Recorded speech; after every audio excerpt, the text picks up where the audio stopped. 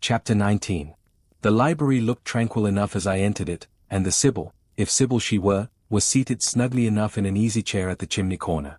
She had on a red cloak and a black bonnet, or rather, a broad-brimmed gypsy hat, tied down with a striped handkerchief under her chin.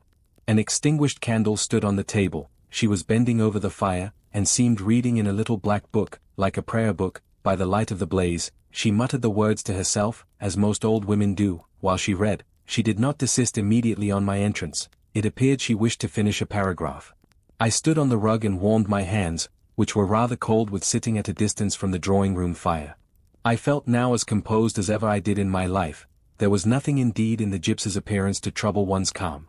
She shut her book and slowly looked up. Her hat brim partially shaded her face, yet I could see, as she raised it, that it was a strange one.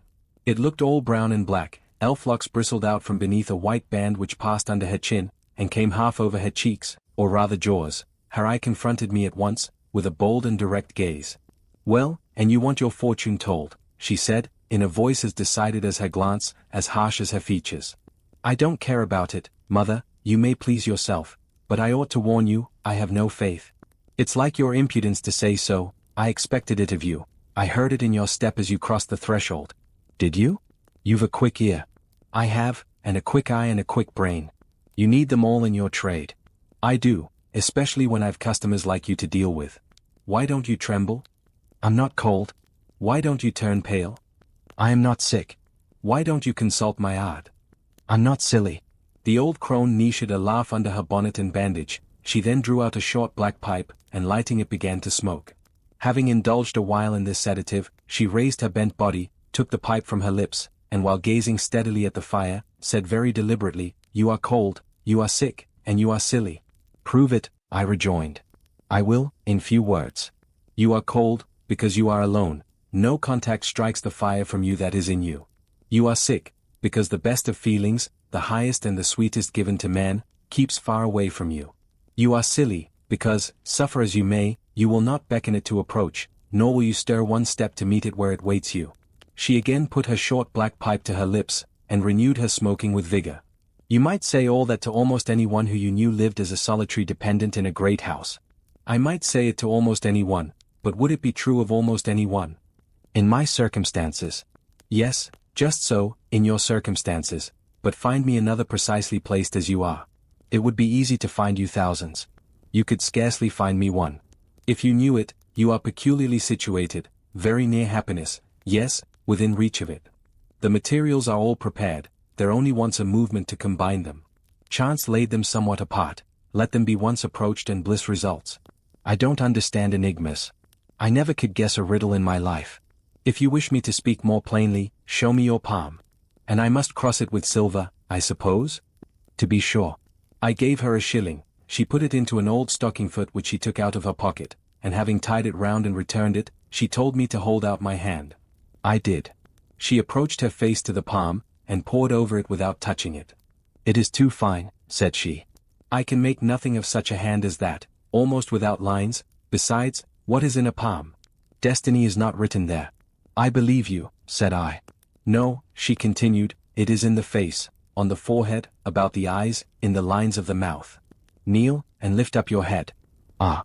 Now you are coming to reality," I said, as I obeyed her. "I shall begin to put some faith in you presently." I knelt within half a yard of her.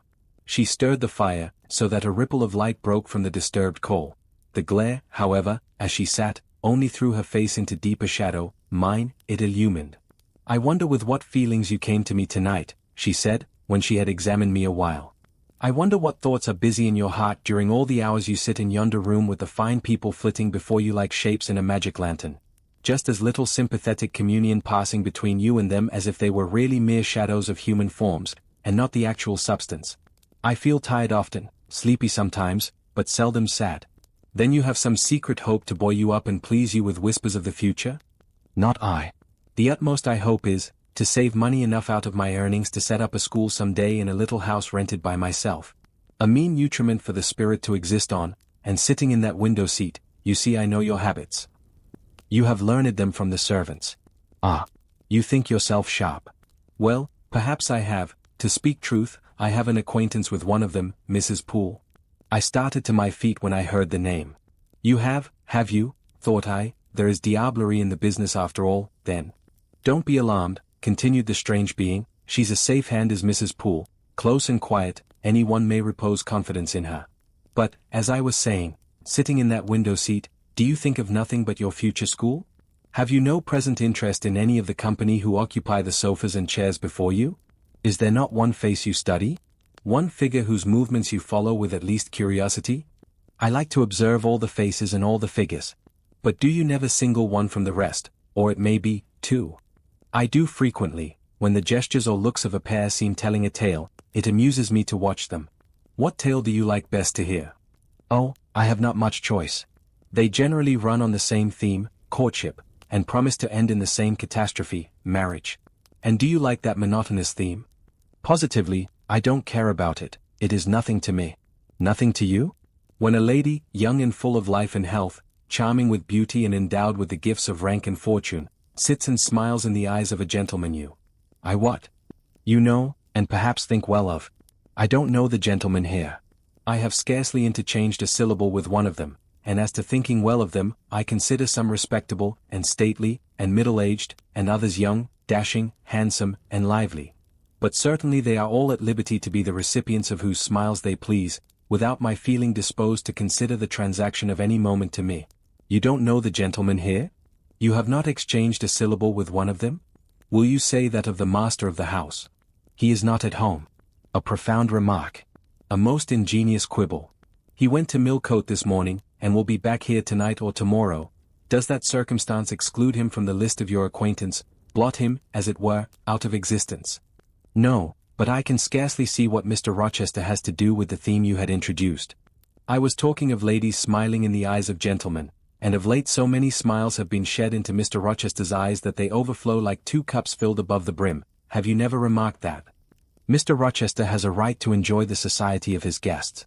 No question about his right, but have you never observed that, of all the tales told here about matrimony, Mr. Rochester has been favored with the most lively and the most continuous? The eagerness of a listener quickens the tongue of a narrator. I said this rather to myself than to the gypsy, whose strange talk, voice, manner, had by this time wrapped me in a kind of dream. One unexpected sentence came from her lips after another, till I got involved in a web of mystification, and wondered what unseen spirit had been sitting for weeks by my heart watching its workings and taking record of every pulse. Eagerness of a listener, repeated she, yes, Mr. Rochester has sat by the hour, his ear inclined to the fascinating lips that took such delight in their task of communicating, and Mr. Rochester was so willing to receive and looked so grateful for the pastime given him. You have noticed this? Grateful? I cannot remember detecting gratitude in his face. Detecting? You have analyzed, then. And what did you detect, if not gratitude? I said nothing. You have seen love, have you not? And, looking forward, you have seen him married, and beheld his bride happy? Humph. Not exactly. Your witch's skill is rather at fault sometimes. What the devil have you seen, then? Never mind, I came here to inquire, not to confess. Is it known that Mr. Rochester is to be married? Yes, and to the beautiful Miss Ingram. Shortly? Appearances would warrant that conclusion, and, no doubt, though, with an audacity that wants chastising out of you, you seem to question it, they will be a superlatively happy pair. He must love such a handsome, noble, witty, accomplished lady, and probably she loves him, or, if not his person, at least his purse. I know she considers the Rochester estate eligible to the last degree, though, God pardon me. I told her something on that point about an hour ago which made her look wondrous grave. The corners of her mouth fell half an inch. I would advise her blackavist suitor to look out. If another comes, with a longer or clearer rent roll, he's dished. But, mother, I did not come to hear Mr. Rochester's fortune, I came to hear my own, and you have told me nothing of it. Your fortune is yet doubtful. When I examined your face, one trait contradicted another. Chance has mitted you a measure of happiness, that I know. I knew it before I came here this evening. She has laid it carefully on one side for you. I saw her do it. It depends on yourself to stretch out your hand, and take it up, but whether you will do so, is the problem I study. Kneel again on the rug. Don't keep me long, the fire scorches me. I knelt. She did not stoop towards me, but only gazed, leaning back in her chair. She began muttering. The flame flickers in the eye shines like dew, it looks soft and full of feeling, it smiles at my jargon, it is susceptible, impression follows impression through its clear sphere. Where it ceases to smile, it is sad. An unconscious lassitude weighs on the lid, that signifies melancholy resulting from loneliness. It turns from me, it will not suffer further scrutiny. It seems to deny, by a mocking glance, the truth of the discoveries I have already made, to disown the charge both of sensibility and chagrin. Its pride and reserve only confirm me in my opinion. The eye is favorable. As to the mouth, it delights at times in laughter. It is disposed to impart all that the brain conceives, though I dare say it would be silent on much the heart experiences. Mobile and flexible, it was never intended to be compressed in the eternal silence of solitude. It is a mouth which should speak much and smile often, and have human affection for its interlocutor. That feature too is propitious. I see no enemy to a fortunate issue but in the brow, and that brow professes to say, I can live alone, if self-respect and circumstances require me so to do. I need not sell my soul to buy bliss. I have an inward treasure born with me, which can keep me alive if all extraneous delights should be withheld, or offered only at a price I cannot afford to give. The forehead declares, reason sits firm and holds the reins, and she will not let the feelings burst away and hurry her to wild chasms. The passions may rage furiously, like true heathens, as they are, and the desires may imagine all sorts of vain things, but judgment shall still have the last word in every argument, and the casting vote in every decision. Strong wind, earthquake shock, and fire may pass by, but I shall follow the guiding of that still small voice which interprets the dictates of conscience. Well said, forehead, your declaration shall be respected. I have formed my plans, right plans I deem them, and in them I have attended to the claims of conscience, the counsels of reason. I know how soon youth would fade and bloom perish, if, in the cup of bliss offered, but one dreg of shame, or one flavor of remorse were detected, and I do not want sacrifice, sorrow, dissolution, such is not my taste. I wish to foster, not to blight, to earn gratitude, not to wring tears of blood, no, nor of brine. My harvest must be in smiles, in endearments, in sweet, that will do. I think I rave in a kind of exquisite delirium. I should wish now to protract this moment ad infinitum, but I dare not. So far I have governed myself thoroughly. I have acted as I inwardly swore I would act, but further might try me beyond my strength. Rise, Miss Eyre, leave me, the play is played out. Where was I? Did I wake or sleep? Had I been dreaming? Did I dream still? The old woman's voice had changed, her accent, her gesture, and all were familiar to me as my own face in a glass, as the speech of my own tongue. I got up, but did not go. I looked, I stirred the fire, and I looked again, but she drew her bonnet and her bandage closer about her face, and again beckoned me to depart. The flame illuminated her hand stretched out, roused now, and on the alert for discoveries, I at once noticed that hand. It was no more the withered limb of Eld than my own, it was a rounded supple member, with smooth fingers, symmetrically turned. A broad ring flashed on the little finger, and stooping forward, I looked at it, and saw a gem I had seen 100 times before. Again I looked at the face, which was no longer turned from me, on the contrary, the bonnet was doffed, the bandage displaced, the head advanced. Well, Jane, do you know me? Asked the familiar voice. Only take off the red cloak, sir, and then. But the string is in a knot, help me. Break it, sir. There, then, off, ye lendings. And Mr. Rochester stepped out of his disguise. Now, sir, what a strange idea. But well carried out, eh? Don't you think so? With the ladies you must have managed well. But not with you? You did not act the character of a gypsy with me. What character did I act? My own? No, some unaccountable one. In short, I believe you have been trying to draw me out, or you have been talking nonsense to make me talk nonsense. It is scarcely fair, sir. Do you forgive me, Jane? I cannot tell till I have thought it all over. If, on reflection, I find I have fallen into no great absurdity, I shall try to forgive you, but it was not right. Oh, you have been very correct, very careful, very sensible. I reflected, and thought, on the whole, I had. It was a comfort, but, indeed, I had been on my guard almost from the beginning of the interview. Something of masquerade I suspected. I knew gypsies and fortune-tellers did not express themselves as this seeming old woman had expressed herself. Besides I had noted her feigned voice, her anxiety to conceal her features. But my mind had been running on Grace Poole, that living enigma, that mystery of mysteries, as I considered her. I had never thought of Mr. Rochester. Well, said he, what are you musing about? What does that grave smile signify? Wonder and self-congratulation, sir.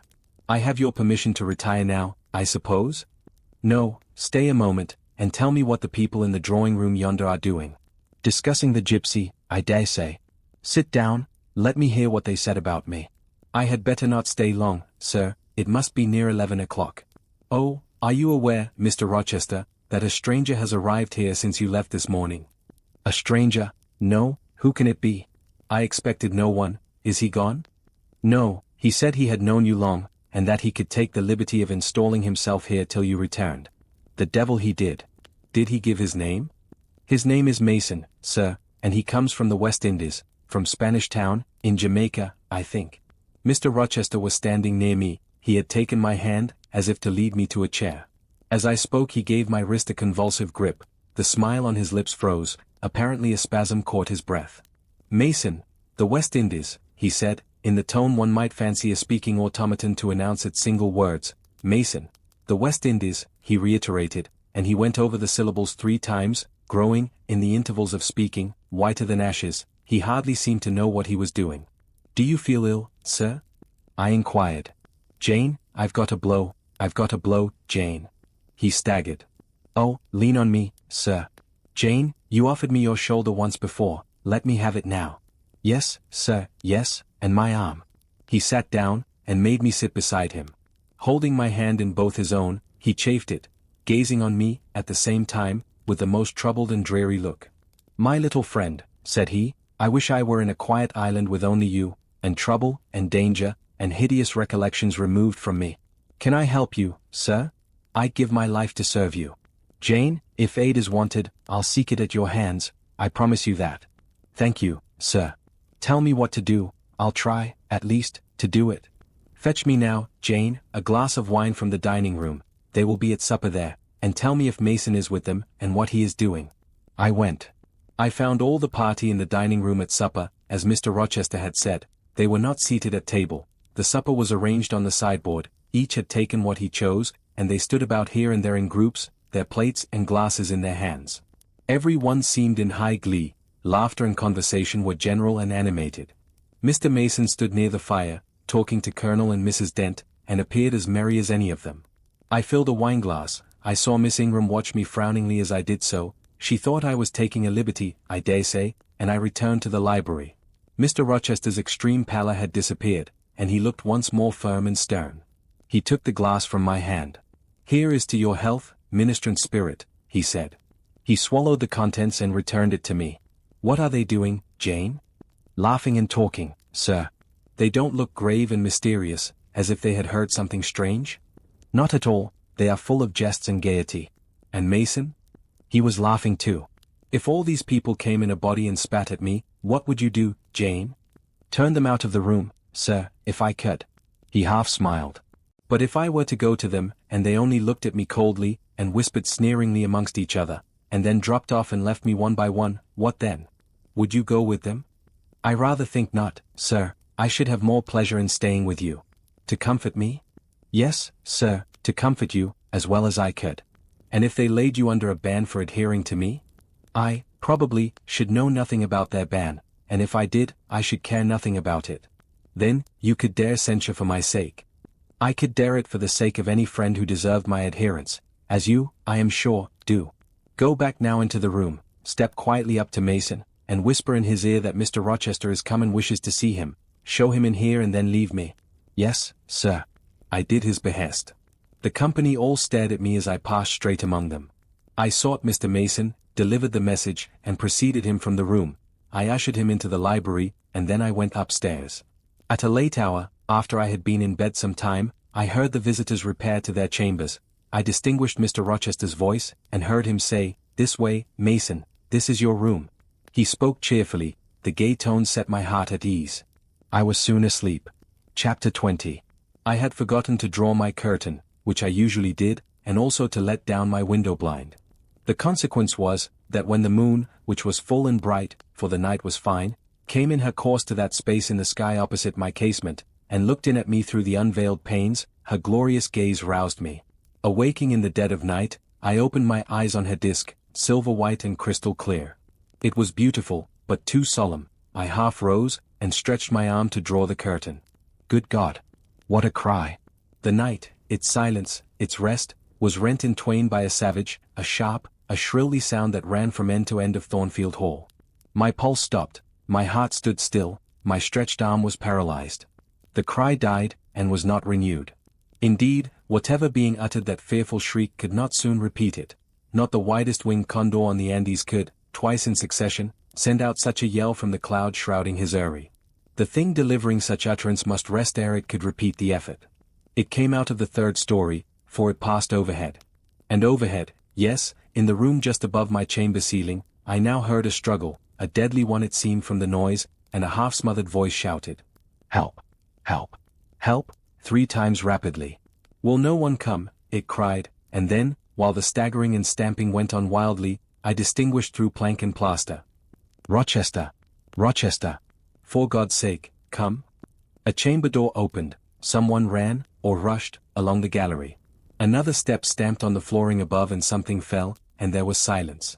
I had put on some clothes, though horror shook all my limbs, I issued from my apartment. The sleepers were all aroused, ejaculations, terrified murmurs sounded in every room, door after door unclosed, one looked out and another looked out, the gallery filled. Gentlemen and ladies alike had quitted their beds, and oh! What is it? Who is hurt? What has happened? Fetch a light. Is it fire? Are there robbers? Where shall we run? Was demanded confusedly on all hands. But for the moonlight they would have been in complete darkness. They ran to and fro, they crowded together, some sobbed, some stumbled, the confusion was inextricable. "Where the devil is Rochester?" cried Colonel Dent. "I cannot find him in his bed." "Here, here," was shouted in return. "Be composed, all of you, I'm coming." And the door at the end of the gallery opened, and Mr. Rochester advanced with a candle. He had just descended from the upper story. One of the ladies ran to him directly, she seized his arm, it was Miss Ingram. "What awful event has taken place?" said she. "Speak. Let us know the worst at once." "But don't pull me down or strangle me," he replied, for the Misses Eshton were clinging about him now, and the 2 dowagers, in vast white wrappers, were bearing down on him like ships in full sail. All's right, he cried. "It's a mere rehearsal of Much Ado About Nothing. Ladies, keep off, or I shall wax dangerous." And dangerous he looked, his black eyes darted sparks. Calming himself by an effort, he added, "A servant has had the nightmare, that is all. She's an excitable, nervous person. She construed her dream into an apparition, or something of that sort, no doubt, and has taken a fit with fright. Now, then, I must see you all back into your rooms, for, till the house is settled, she cannot be looked after. Gentlemen, have the goodness to set the ladies the example. Miss Ingram, I am sure you will not fail in evincing superiority to idle terrors. Amy and Louisa, return to your nests like a pair of doves, as you are. Mesdames, to the dowagers, you will take cold to a dead certainty, if you stay in this chill gallery any longer." And so, by dint of alternate coaxing and commanding, he contrived to get them all once more enclosed in their separate dormitories. I did not wait to be ordered back to mine, but retreated unnoticed, as unnoticed I had left it. Not, however, to go to bed. On the contrary, I began and dressed myself carefully. The sounds I had heard after the scream, and the words that had been uttered, had probably been heard only by me, for they had proceeded from the room above mine, but they assured me that it was not a servant's dream which had thus struck horror through the house, and that the explanation Mr. Rochester had given was merely an invention framed to pacify his guests. I dressed, then, to be ready for emergencies. When dressed, I sat a long time by the window looking out over the silent grounds and silvered fields and waiting for I knew not what. It seemed to me that some event must follow the strange cry, struggle, and call.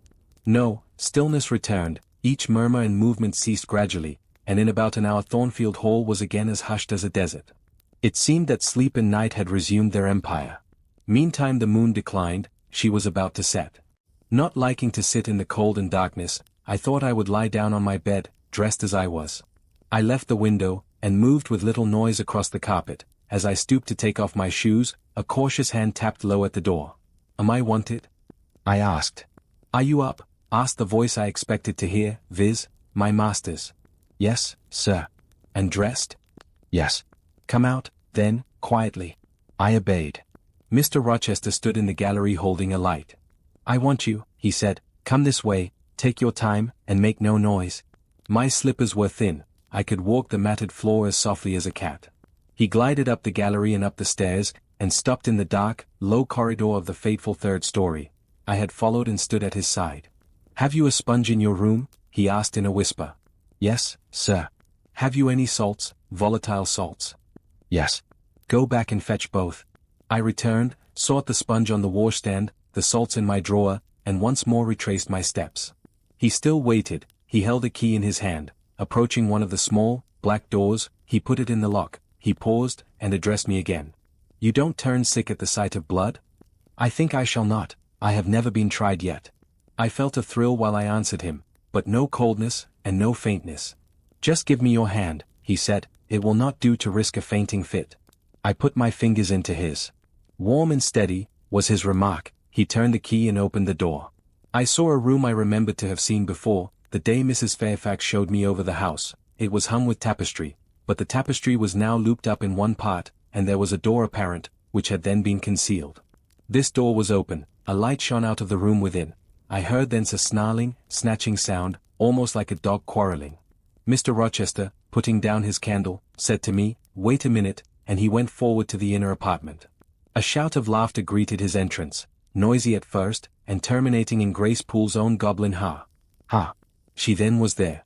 He made some sort of arrangement without speaking, though I heard a low voice address him. He came out and closed the door behind him. "Here, Jane," he said, and I walked round to the other side of a large bed, which with its drawn curtains concealed a considerable portion of the chamber. An easy chair was near the bedhead. A man sat in it, dressed with the exception of his coat. He was still, his head leant back, his eyes were closed. Mr. Rochester held the candle over him. I recognized in his pale and seemingly lifeless face, the stranger, Mason. I saw too that his linen on one side, and one arm, was almost soaked in blood. "Hold the candle," said Mr. Rochester, and I took it. He fetched a basin of water from the washstand. "Hold that," said he. I obeyed. He took the sponge, dipped it in, and moistened the corpse-like face. He asked for my smelling bottle, and applied it to the nostrils. Mr. Mason shortly unclosed his eyes. He groaned. Mr. Rochester opened the shirt of the wounded man, whose arm and shoulder were bandaged. He sponged away blood, trickling fast down. "Is there immediate danger?" murmured Mr. Mason. "Pooh! No, a mere scratch. Don't be so overcome, man, bear up. I'll fetch a surgeon for you now, myself. You'll be able to be removed by morning, I hope. Jane," he continued. "Sir? I shall have to leave you in this room with this gentleman, for an hour, or perhaps 2 hours. You will sponge the blood as I do when it returns. If he feels faint, you will put the glass of water on that stand to his lips, and your salts to his nose.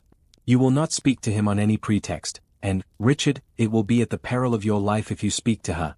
Open your lips, agitate yourself, and I'll not answer for the consequences." Again the poor man groaned. He looked as if he dared not move. Fear, either of death or of something else, appeared almost to paralyze him. Mr. Rochester put the now bloody sponge into my hand, and I proceeded to use it as he had done.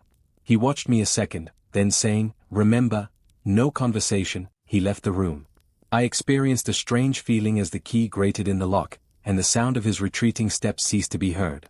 Here then I was in the third story, fastened into one of its mystic cells, night around me, a pale and bloody spectacle under my eyes and hands, a murderess hardly separated from me by a single door. Yes, that was appalling, the rest I could bear, but I shuddered at the thought of Grace Poole bursting out upon me. I must keep to my post, however. I must watch this ghastly countenance, these blue, still lips forbidden to unclose, these eyes now shut, now opening, now wandering through the room, now fixing on me, and ever glazed with the dullness of horror. I must dip my hand again and again in the basin of blood and water, and wipe away the trickling gore. I must see the light of the unsnuffed candle wane on my employment, the shadows darken on the wrought, antique tapestry round me, and grow black under the hangings of the vast old bed, and quiver strangely over the doors of a great cabinet opposite, whose front, divided into 12 panels, bore, in grim design, the heads of the 12 apostles, each enclosed in its separate panel as in a frame, while above them at the top rose an ebon crucifix and a dying Christ. According as the shifting obscurity and flickering gleam hovered here or glanced there, it was now the bearded physician, Luke, that bent his brow, now St. John's long hair that waved, and anon the devilish face of Judas, that grew out of the panel, and seemed gathering life and threatening a revelation of the arch-traitor, of Satan himself, in his subordinate's form. Amidst all this, I had to listen as well as watch, to listen for the movements of the wild beast or the fiend in yonder side den. But since Mr. Rochester's visit it seemed spellbound. All the night I heard but 3 sounds at 3 long intervals, a step creak, a momentary renewal of the snarling, canine noise, and a deep human groan. Then my own thoughts worried me. What crime was this that lived incarnate in this sequestered mansion, and could neither be expelled nor subdued by the owner?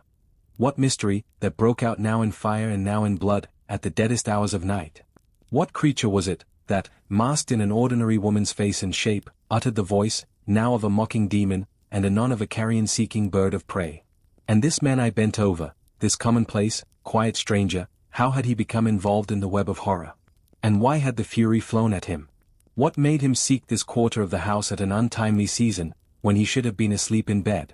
I had heard Mr. Rochester assign him an apartment below. What brought him here? And why, now, was he so tame under the violence or treachery done him? Why did he so quietly submit to the concealment Mr. Rochester enforced?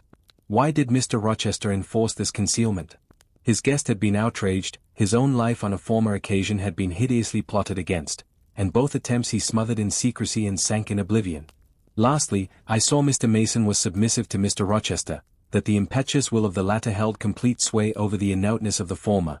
The few words which had passed between them assured me of this. It was evident that in their former intercourse, the passive disposition of the one had been habitually influenced by the active energy of the other. Whence then had arisen Mr. Rochester's dismay when he heard of Mr. Mason's arrival?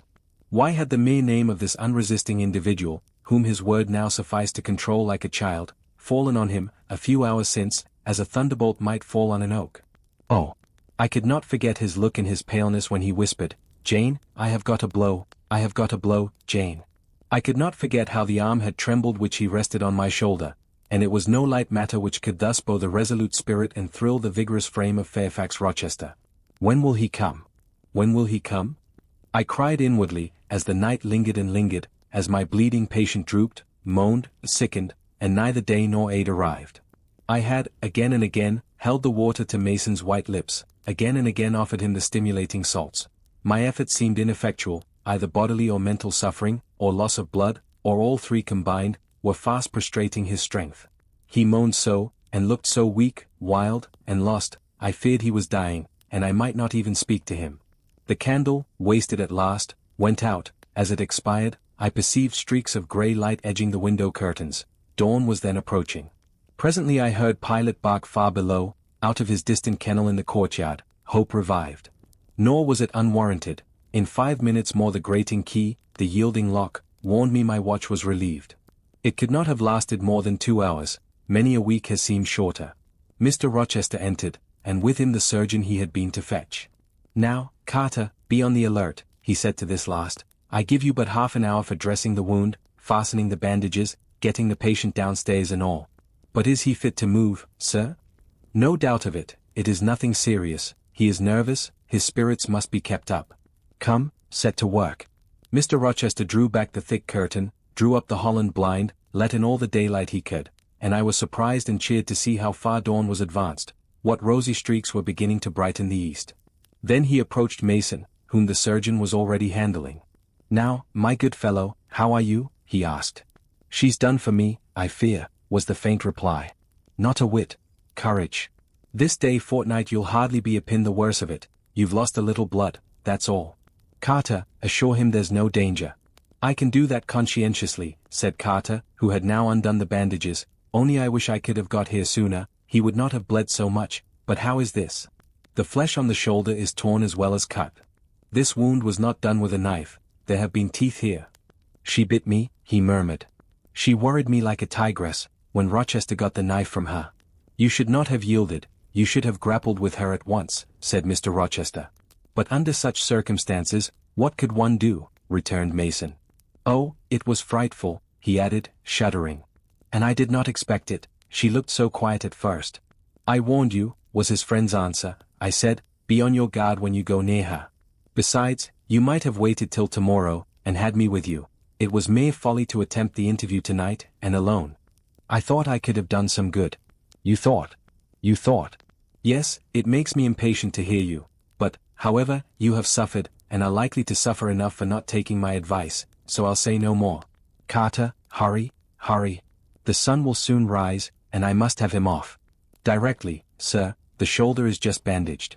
I must look to this other wound in the arm, She has had her teeth here too, I think. She sucked the blood, she said she'd drain my heart, said Mason.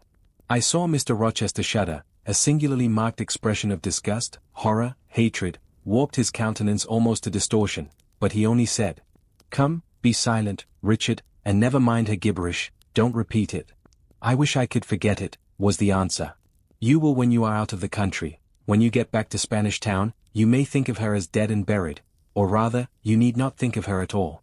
Impossible to forget this night." "It is not impossible, have some energy, man.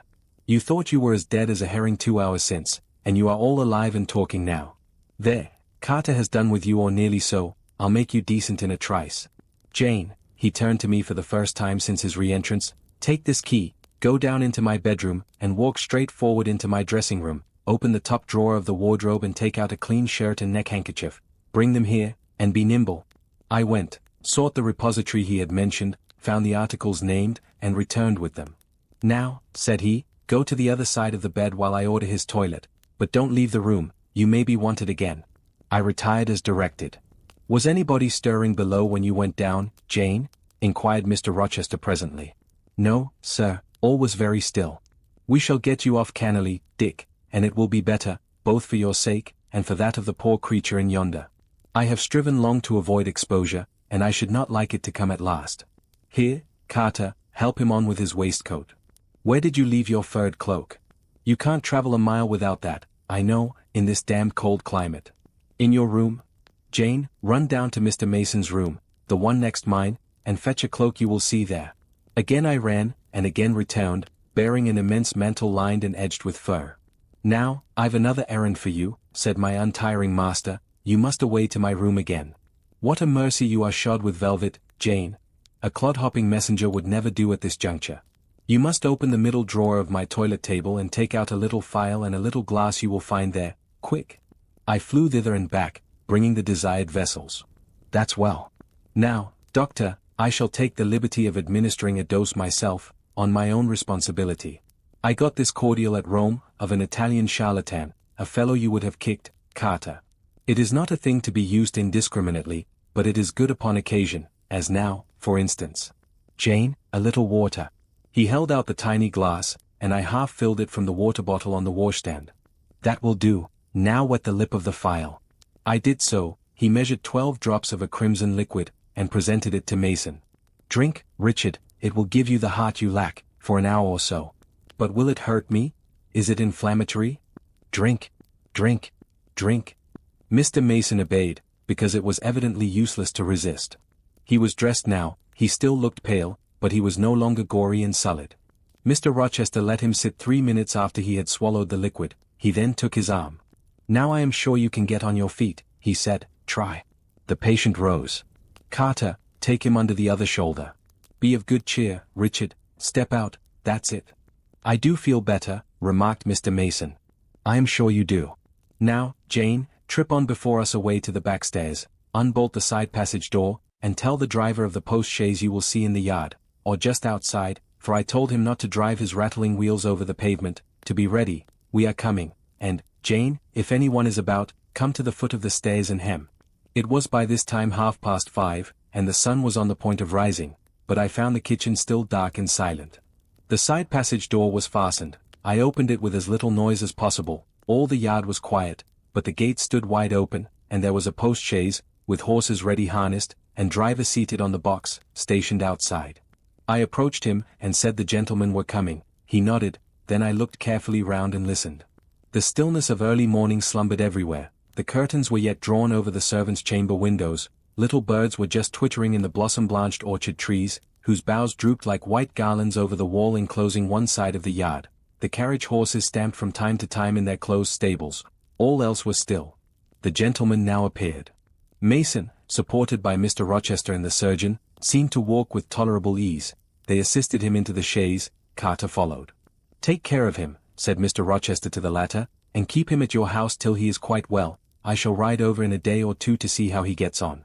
Richard, how is it with you?" "The fresh air revives me, Fairfax. Leave the window open on his side, Carter. There is no wind. Goodbye, Dick." "Fairfax." "Well, what is it?" "Let her be taken care of. Let her be treated as tenderly as may be. Let her," he stopped and burst into tears. "I do my best, and have done it, and will do it," was the answer. He shut up the chaise door, and the vehicle drove away. "Yet would to God there was an end of all this," added Mr. Rochester, as he closed and barred the heavy yard gates. This done, he moved with slow step and abstracted air towards a door in the wall bordering the orchard. I, supposing he had done with me, prepared to return to the house. Again, however, I heard him call Jane. He had opened the portal and stood at it, waiting for me. "Come where there is some freshness, for a few moments," he said. "That house is a mere dungeon, don't you feel it so?" "It seems to me a splendid mansion, sir."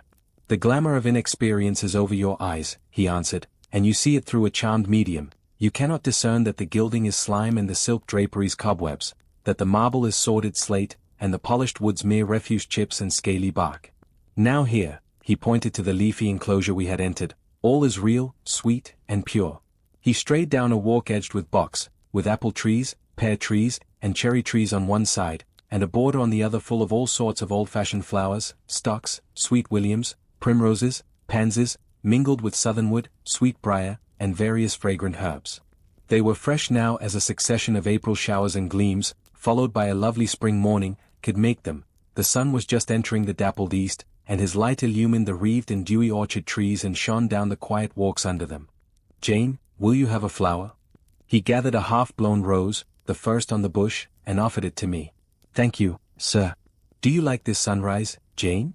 That sky with its high and light clouds which are sure to melt away as the day waxes warm, this placid and balmy atmosphere?" "I do, very much. You have passed a strange night, Jane." "Yes, sir." "And it has made you look pale. Were you afraid when I left you alone with Mason?" "I was afraid of someone coming out of the inner room. But I had fastened the door, I had the key in my pocket. I should have been a careless shepherd if I had left a lamb, my pet lamb, so near a wolf's den, unguarded. You were safe." "Will Grace Poole live here still, sir?" "Oh yes. Don't trouble your head about her, put the thing out of your thoughts. Yet it seems to me your life is hardly secure while she stays. Never fear, I will take care of myself." "Is the danger you apprehended last night gone by now, sir?" "I cannot vouch for that till Mason is out of England, nor even then. To live, for me, Jane, is to stand on a crater crust which may crack and spew fire any day. But Mr. Mason seems a man easily led. Your influence, sir, is evidently potent with him. He will never set you at defiance or wilfully injure you." "Oh, no. Mason will not defy me, nor, knowing it, will he hurt me. But, unintentionally, he might in a moment, by one careless word, deprive me, if not of life, yet forever of happiness. Tell him to be cautious, sir. Let him know what you fear, and show him how to avert the danger."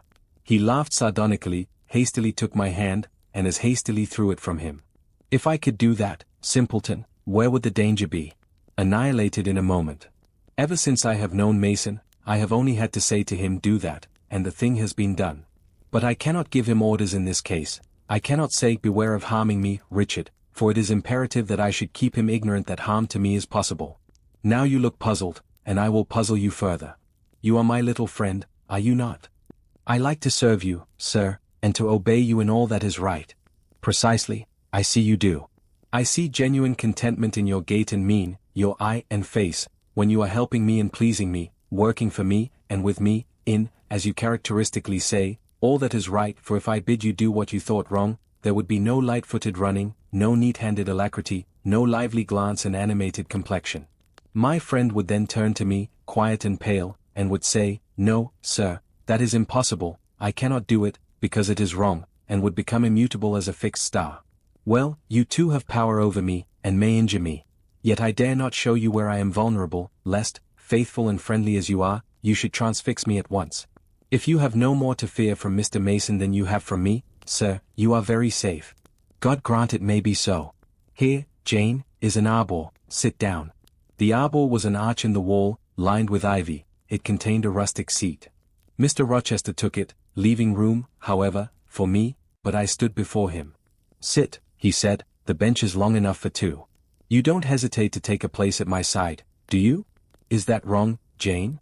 I answered him by assuming it. To refuse would, I felt, have been unwise. "Now, my little friend, while the sun drinks the dew, while all the flowers in this old garden awake and expand, and the birds fetch their young ones breakfast out of the thornfield, and the early bees do their first spell of work, I'll put a case to you, which you must endeavor to suppose your own. But first, look at me, and tell me you are at ease, and not fearing that I err in detaining you, or that you err in staying. No, sir, I am content. Well then, Jane, call to aid your fancy. Suppose you were no longer a girl well reared and disciplined, but a wild boy indulged from childhood upwards. Imagine yourself in a remote foreign land. Conceive that you there commit a capital error, no matter of what nature or from what motives, but one whose consequences must follow you through life and taint all your existence. Mind, I don't say a crime. I am not speaking of shedding of blood or any other guilty act, which might make the perpetrator amenable to the law. My word is error. The results of what you have done become in time to you utterly insupportable. You take measures to obtain relief, unusual measures, but neither unlawful nor culpable. Still you are miserable, for hope has quitted you on the very confines of life. Your sun at noon darkens in an eclipse, which you feel will not leave it till the time of setting. Bitter and base associations have become the sole food of your memory. You wander here and there, seeking rest in exile, happiness in pleasure, I mean in heartless, sensual pleasure, such as dulls intellect and blights feeling. Heart-weary and soul with it, you come home after years of voluntary banishment. You make a new acquaintance, how or where no matter. You find in this stranger much of the good and bright qualities which you have sought for 20 years, and never before encountered, and they are all fresh, healthy, without soil and without taint. Such society revives, regenerates. You feel better days come back, higher wishes, purer feelings. You desire to recommence your life, and to spend what remains to you of days in a way more worthy of an immortal being. To attain this end, are you justified in overleaping an obstacle of custom, a mere conventional impediment which neither your conscience sanctifies nor your judgment approves? He paused for an answer, and what was I to say? Oh, for some good spirit to suggest a judicious and satisfactory response. Vain aspiration. The west wind whispered in the ivy round me, but no gentle Ariel borrowed its breath as a medium of speech. The birds sang in the treetops, but their song, however sweet, was inarticulate. Again Mr. Rochester propounded his query. Is the wandering and sinful, but now rest-seeking and repentant, man justified in daring the world's opinion, in order to attach to him forever this gentle, gracious, genial stranger, thereby securing his own peace of mind and regeneration of life?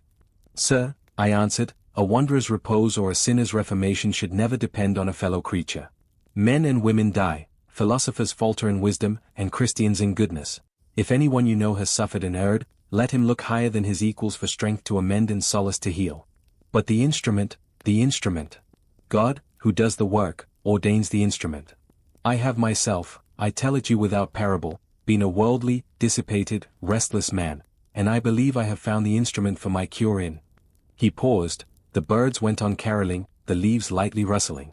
I almost wondered they did not check their songs and whispers to catch the suspended revelation, but they would have had to wait many minutes, so long was the silence protracted.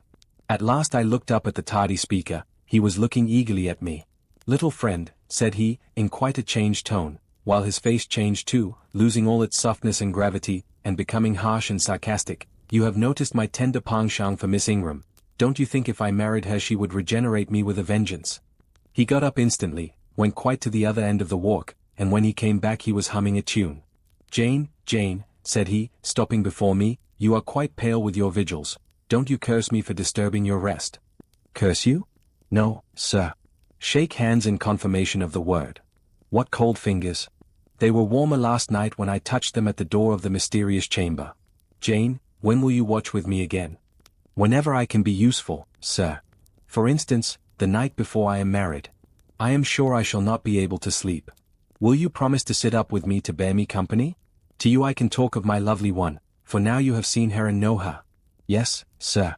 She's a rare one, is she not, Jane? Yes, sir. A strapper, a real strapper, Jane, big, brown, and buxom, with hair just such as the ladies of Carthage must have had. Bless me! There's Dent and Lynn in the stables. Go in by the shrubbery, through that wicket. As I went one way, he went another, and I heard him in the yard, saying cheerfully, Mason got the start of you all this morning. He was gone before sunrise. I rose at 4 to see him off. Chapter 21. Presentiments are strange things. And so are sympathies, and so are signs, and the three combined make one mystery to which humanity has not yet found the key. I never laughed at presentiments in my life, because I have had strange ones of my own. Sympathies, I believe, exist, for instance, between far distant, long absent, wholly estranged relatives asserting, notwithstanding their alienation, the unity of the source to which each traces his origin, whose workings baffle mortal comprehension. And signs, for aught we know, may be but the sympathies of nature with man. When I was a little girl, only 6 years old, I one night heard Bessie Leaven say to Martha Abbott that she had been dreaming about a little child, and that to dream of children was a sure sign of trouble, either to oneself or one's kin. The saying might have worn out of my memory, had not a circumstance immediately followed which served indelibly to fix it there. The next day Bessie was sent for home to the deathbed of her little sister. Of late I had often recalled this saying and this incident, for during the past week scarcely a night had gone over my couch that had not brought with it a dream of an infant, which I sometimes hushed in my arms, sometimes dandled on my knee, sometimes watched playing with daisies on a lawn, or again, dabbling its hands in running water. It was a wailing child this night, and a laughing one the next. Now it nestled close to me, and now it ran from me, but whatever mood the apparition evinced, whatever aspect it wore, it failed not for 7 successive nights to meet me the moment I entered the land of slumber. I did not like this iteration of one idea, this strange recurrence of one image, and I grew nervous as bedtime approached and the hour of the vision drew near. It was from companionship with this baby phantom I had been roused on that moonlight night when I heard the cry, and it was on the afternoon of the day following I was summoned downstairs by a message that someone wanted me in Mrs. Fairfax's room. On repairing thither, I found a man waiting for me, having the appearance of a gentleman's servant. He was dressed in deep mourning, and the hat he held in his hand was surrounded with a crape band. "I dare say you hardly remember me, miss," he said, rising as I entered, "but my name is Leaven. I lived coachman with Mrs. Reed when you were at Gateshead, 8 or 9 years since, and I live there still." "Oh, Robert. How do you do? I remember you very well. You used to give me a ride sometimes on Miss Georgiana's bay pony. And how is Bessie? You are married to Bessie?" "Yes, miss, my wife is very hearty, thank you. She brought me another little one about 2 months since. We have 3 now, and both mother and child are thriving." "And are the family well at the house, Robert?" "I am sorry I can't give you better news of them, miss. They are very badly at present, in great trouble." "I hope no one is dead," I said, glancing at his black dress. He too looked down at the crape round his hat and replied, "Mr. John died yesterday was a week, at his chambers in London." "Mr. John?" "Yes." "And how does his mother bear it?" "Why, you see, Miss Eyre, it is not a common mishap. His life has been very wild. These last 3 years he gave himself up to strange ways, and his death was shocking. I heard from Bessie he was not doing well." "Doing well? He could not do worse. He ruined his health and his estate amongst the worst men and the worst women. He got into debt and into jail. His mother helped him out twice, but as soon as he was free he returned to his old companions and habits. His head was not strong. The knaves he lived amongst fooled him beyond anything I ever heard. He came down to Gateshead about 3 weeks ago and wanted Mrs. to give up all to him. Mrs. refused. Her means have long been much reduced by his extravagance, so he went back again, and the next news was that he was dead. How he died, God knows. They say he killed himself." I was silent. The things were frightful. Robert Leaven resumed. "Mrs. had been out of health herself for some time. She had got very stout, but was not strong with it, and the loss of money and fear of poverty were quite breaking her down. The information about Mr. John's death and the manner of it came too suddenly. It brought on a stroke. She was 3 days without speaking, but last Tuesday she seemed rather better. She appeared as if she wanted to say something, and kept making signs to my wife and mumbling. It was only yesterday morning, however, that Bessie understood she was pronouncing your name, and at last she made out the words, 'Bring Jane, fetch Jane Eyre, I want to speak to her.'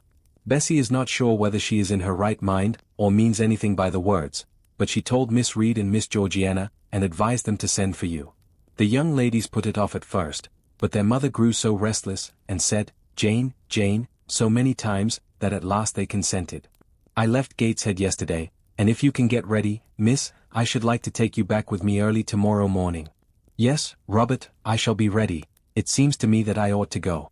"I think so too, miss. Bessie said she was sure you would not refuse, but I suppose you will have to ask leave before you can get off." "Yes, and I will do it now," and having directed him to the servants' hall, and recommended him to the care of John's wife, and the attentions of John himself, I went in search of Mr. Rochester. He was not in any of the lower rooms. He was not in the yard, the stables, or the grounds. I asked Mrs. Fairfax if she had seen him. Yes, she believed he was playing billiards with Miss Ingram. To the billiard room I hastened. The click of balls and the hum of voices resounded thence. Mr. Rochester, Miss Ingram, the 2 Mrs. Eshton, and their admirers, were all busied in the game. It required some courage to disturb so interesting a party. My errand, however, was one I could not defer, so I approached the master where he stood at Miss Ingram's side. She turned as I drew near, and looked at me haughtily. Her eyes seemed to demand, "What can the creeping creature want now?" And when I said, in a low voice, "Mr. Rochester," she made a movement as if tempted to order me away. I remember her appearance at the moment. It was very graceful and very striking. She wore a morning robe of sky-blue crepe, a gauzy azure scarf was twisted in her hair. She had been all animation with the game, and irritated pride did not lower the expression of her haughty lineaments. "Does that person want you?" she inquired of Mr. Rochester, and Mr. Rochester turned to see who the person was. He made a curious grimace, one of his strange and equivocal demonstrations, threw down his cue and followed me from the room. "Well, Jane," he said, as he rested his back against the schoolroom door, which he had shut. "If you please, sir, I want leave of absence for a week or two." "What to do? Where to go?" "To see a sick lady who has sent for me." "What sick lady? Where does she live?" "At Gateshead, in Shire." "Shire? That is 100 miles off. Who may she be that sends for people to see her that distance?" "Her name is Reed, sir, Mrs. Reed." "Reed of Gateshead?" "There was a Reed of Gateshead, a magistrate." "It is his widow, sir." "And what have you to do with her?" "How do you know her?" "Mr. Reed was my uncle, my mother's brother." "The deuce he was. You never told me that before. You always said you had no relations." "None that would own me, sir. Mr. Reed is dead, and his wife cast me off." "Why?" "Because I was poor, and burdensome, and she disliked me." "But Reed left children? You must have cousins?" Sir George Lynn was talking of a Reed of Gateshead yesterday, who, he said, was one of the veriest rascals on town, and Ingram was mentioning a Georgiana Reed of the same place, who was much admired for her beauty a season or two ago in London. "John Reed is dead, too, sir. He ruined himself and half-ruined his family, and is supposed to have committed suicide. The news so shocked his mother that it brought on an apoplectic attack." "And what good can you do her?" "Nonsense, Jane. I would never think of running 100 miles to see an old lady who will, perhaps, be dead before you reach her. Besides, you say she cast you off." "Yes, sir, but that is long ago, and when her circumstances were very different. I could not be easy to neglect her wishes now." "How long will you stay?" "As short a time as possible, sir." "Promise me only to stay a week." "I had better not pass my word. I might be obliged to break it." "At all events you will come back. You will not be induced under any pretext to take up a permanent residence with her?" "Oh, no. I shall certainly return if all be well." "And who goes with you? You don't travel 100 miles alone." "No, sir, she has sent her coachman." "A person to be trusted?" "Yes, sir, he has lived 10 years in the family." Mr. Rochester meditated. "When do you wish to go?" "Early tomorrow morning, sir." "Well, you must have some money. You can't travel without money, and I dare say you have not much. I have given you no salary yet." "How much have you in the world, Jane?" he asked, smiling. I drew out my purse, a meagre thing it was. 5 shillings, sir." He took the purse, poured the hoard into his palm, and chuckled over it as if its scantiness amused him. Soon he produced his pocketbook. "Here," said he, offering me a note. It was £50, and he owed me but 15. I told him I had no change. "I don't want change, you know that." "Take your wages." I declined accepting more than was my due. He scowled at first, then, as if recollecting something, he said, Right. Better not give you all now. You would, perhaps, stay away 3 months if you had £50. There are 10, is it not plenty?" "Yes, sir, but now you owe me 5. "Come back for it, then. I am your banker for £40. "Mr. Rochester, I may as well mention another matter of business to you while I have the opportunity." "Matter of business? I am curious to hear it." "You have as good as informed me, sir, that you are going shortly to be married?" "Yes, what then?" "In that case, sir, Adele ought to go to school. I am sure you will perceive the necessity of it. To get her out of my bride's way, who might otherwise walk over her rather too emphatically. There's sense in the suggestion, not a doubt of it.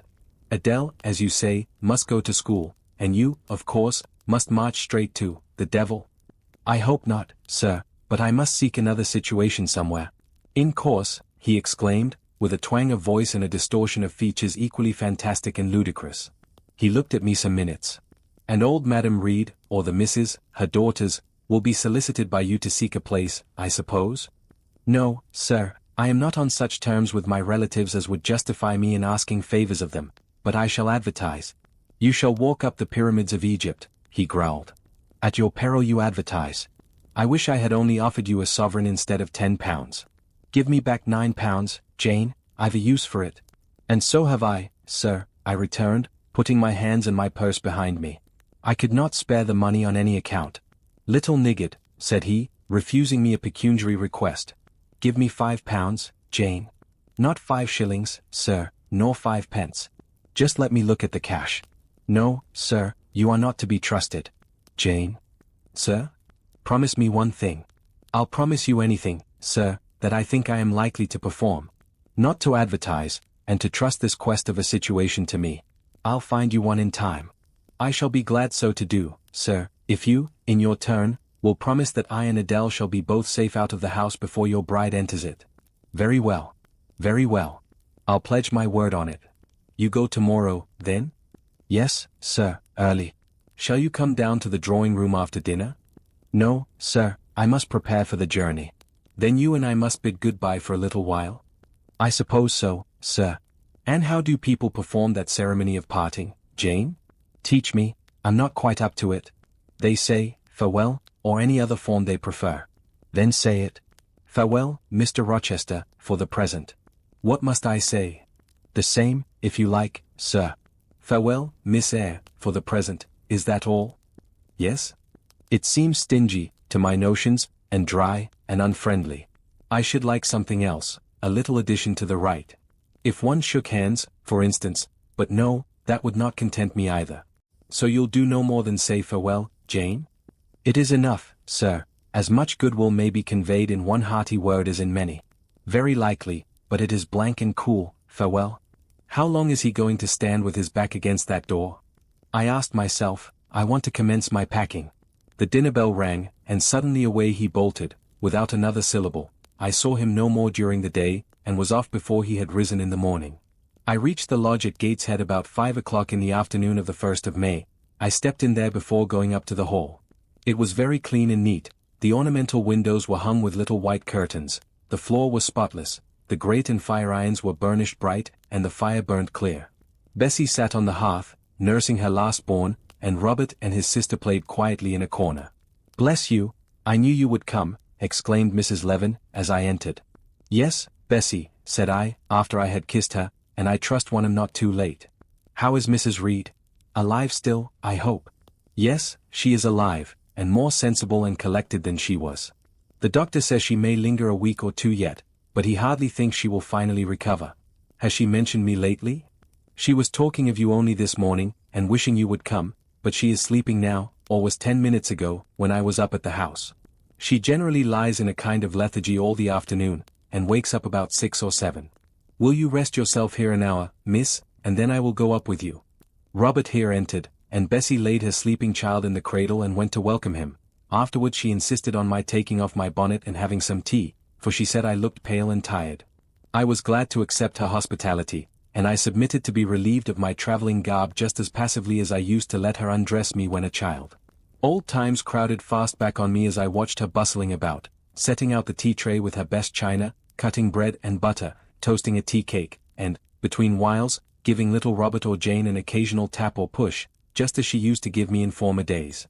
Bessie had retained her quick temper as well as her light foot and good looks. Tea ready, I was going to approach the table, but she desired me to sit still, quite in her old peremptory tones. I must be served at the fireside, she said, and she placed before me a little round stand with my cup and a plate of toast, absolutely as she used to accommodate me with some privately purloined dainty on a nursery chair, and I smiled and obeyed her as in bygone days.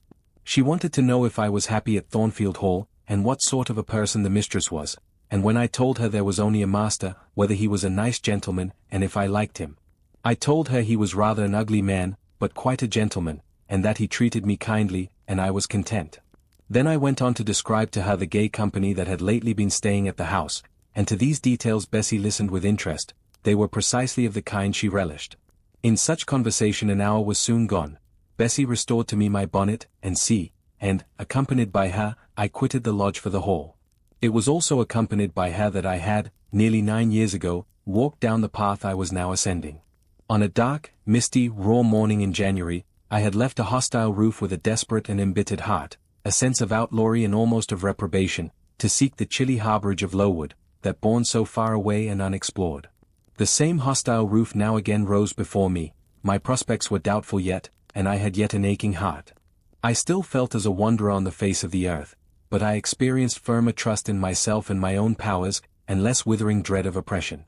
The gaping wound of my wrongs, too, was now quite healed, and the flame of resentment extinguished. "You shall go into the breakfast-room first," said Bessie, as she preceded me through the hall, "the young ladies will be there." In another moment I was within that apartment. There was every article of furniture looking just as it did on the morning I was first introduced to Mr. Brocklehurst. The very rug he had stood upon still covered the hearth. Glancing at the bookcases, I thought I could distinguish the 2 volumes of Bewick's British Birds occupying their old place on the 3rd shelf, and Gulliver's Travels and the Arabian Nights ranged just above. The inanimate objects were not changed, but the living things had altered past recognition. 2 young ladies appeared before me, one very tall, almost as tall as Miss Ingram, very thin too, with a sallow face and severe mien. There was something ascetic in her look, which was augmented by the extreme plainness of a straight-skirted, black, stuff dress, a starched linen collar, hair combed away from the temples, and the nun-like ornament of a string of ebony beads and a crucifix. This I felt sure was Eliza, though I could trace little resemblance to her former self in that elongated and colourless visage. The other was as certainly Georgiana, but not the Georgiana I remembered, the slim and fairy-like girl of 11. This was a full-blown, very plump damsel, fair as waxwork, with handsome and regular features, languishing blue eyes, and ringleted yellow hair.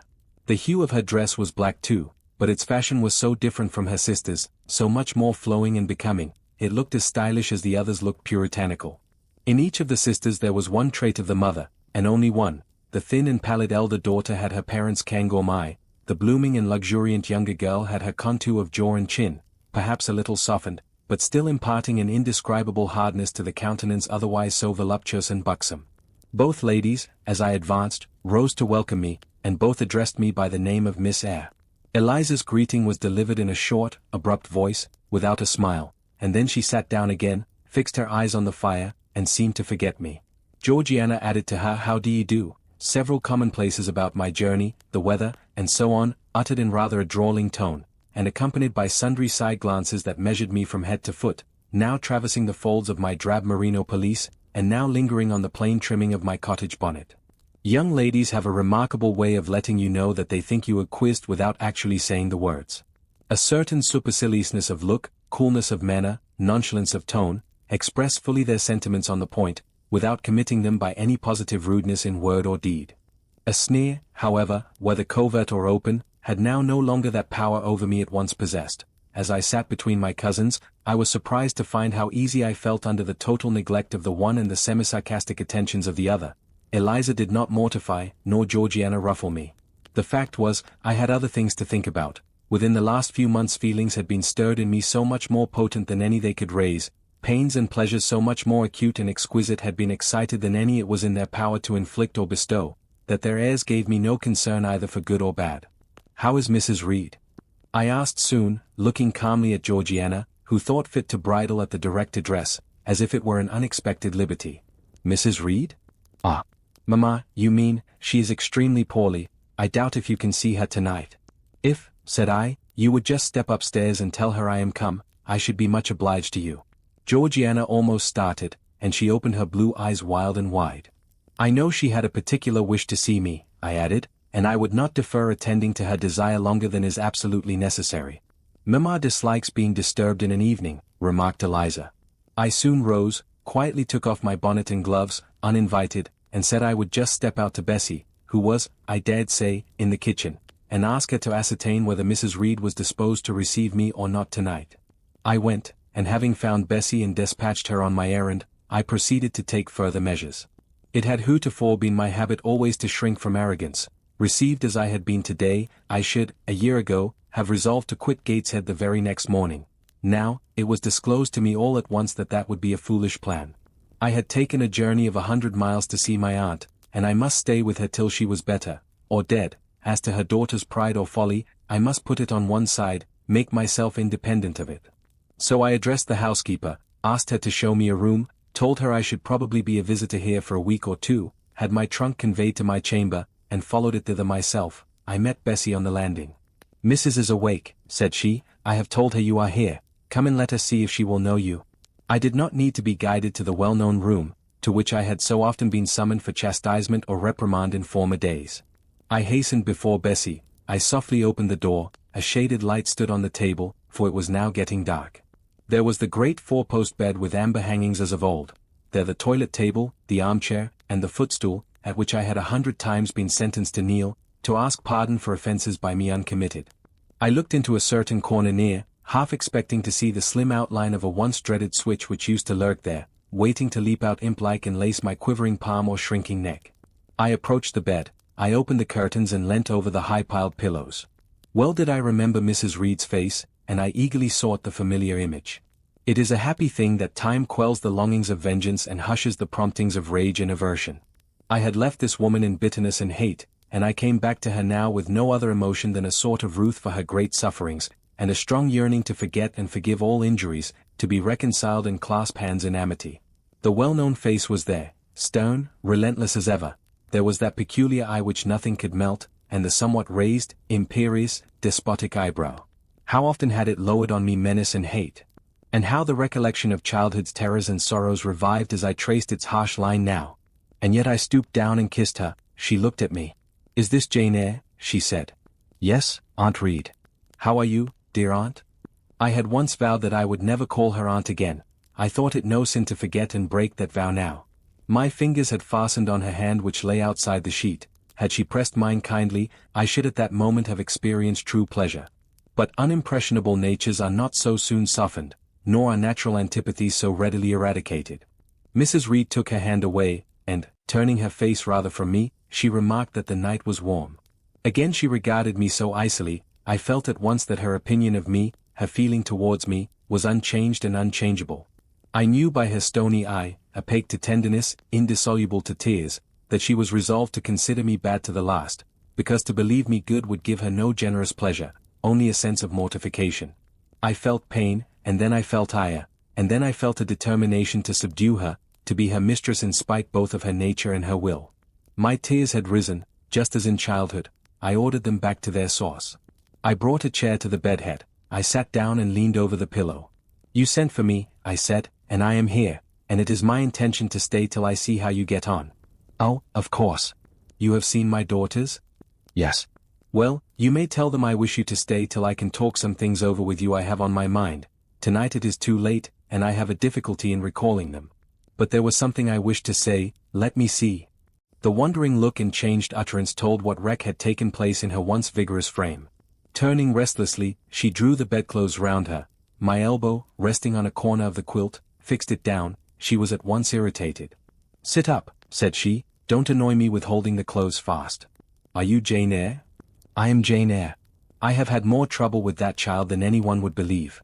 Such a burden to be left on my hands, and so much annoyance as she caused me, daily and hourly, with her incomprehensible disposition, and her sudden starts of temper, and her continual, unnatural watchings of one's movements. I declare she talked to me once like something mad, or like a fiend. No child ever spoke or looked as she did. I was glad to get her away from the house. What did they do with her at Lowood? The fever broke out there, and many of the pupils died. She, however, did not die, but I said she did. I wish she had died." "A strange wish, Mrs. Reed. Why do you hate her so?" "I had a dislike to her mother always, for she was my husband's only sister, and a great favorite with him. He opposed the family's disowning her when she made her low marriage, and when news came of her death, he wept like a simpleton. He would send for the baby, though I entreated him rather to put it out to nurse and pay for its maintenance. I hated it the first time I set my eyes on it, a sickly, whining, pining thing. It would wail in its cradle all night long, not screaming heartily like any other child, but whimpering and moaning. Reed pitied it, and he used to nurse it and notice it as if it had been his own, more, indeed, than he ever noticed his own at that age.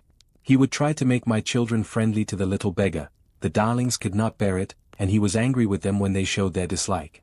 In his last illness, he had it brought continually to his bedside, and but an hour before he died, he bound me by vow to keep the creature. I would as soon have been charged with a pauper brat out of a workhouse, but he was weak, naturally weak. John does not at all resemble his father, and I am glad of it. John is like me and like my brothers, he is quite a Gibson. Oh, I wish he would cease tormenting me with letters for money. I have no more money to give him, we are getting poor. I must send away half the servants and shut up part of the house, or let it off. I can never submit to do that, yet how are we to get on? 2/3 of my income goes in paying the interest of mortgages. John gambles dreadfully, and always loses, poor boy. He is beset by sharpers. John is sunk and degraded, his look is frightful, I feel ashamed for him when I see him. She was getting much excited. I think I had better leave her now, said I to Bessie, who stood on the other side of the bed. Perhaps you had, miss, but she often talks in this way towards night, in the morning she is calmer. I rose. Stop, exclaimed Mrs. Reed, there is another thing I wish to say. He threatens me, he continually threatens me with his own death, or mine, and I dream sometimes that I see him laid out with a great wound in his throat, or with a swollen and blackened face. I am come to a strange pass, I have heavy troubles. What is to be done? How is the money to be had? Bessie now endeavored to persuade her to take a sedative draught. She succeeded with difficulty. Soon after, Mrs. Reed grew more composed, and sank into a dozing state. I then left her. More than 10 days elapsed before I had again any conversation with her. She continued either delirious or lethargic, and the doctor forbade everything which could painfully excite her. Meantime, I got on as well as I could with Georgiana and Eliza. They were very cold, indeed, at first.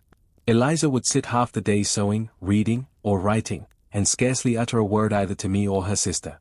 Georgiana would chatter nonsense to her canary bird by the hour, and take no notice of me. But I was determined not to seem at a loss for occupation or amusement.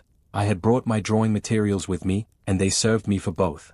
Provided with a case of pencils, and some sheets of paper, I used to take a seat apart from them, near the window, and busy myself in sketching fancy vignettes, representing any scene that happened momentarily to shape itself in the ever-shifting kaleidoscope of imagination.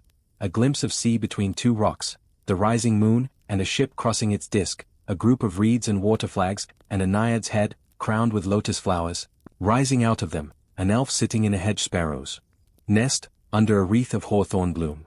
One morning I fell to sketching a face. What sort of a face it was to be, I did not care or know. I took a soft black pencil, gave it a broad point, and worked away. Soon I had traced on the paper a broad and prominent forehead and a square lower outline of visage. That contour gave me pleasure. My fingers proceeded actively to fill it with features. Strongly marked horizontal eyebrows must be traced under that brow. Then followed, naturally, a well-defined nose, with a straight ridge and full nostrils. Then a flexible-looking mouth, by no means narrow. Then a firm chin, with a decided cleft down the middle of it.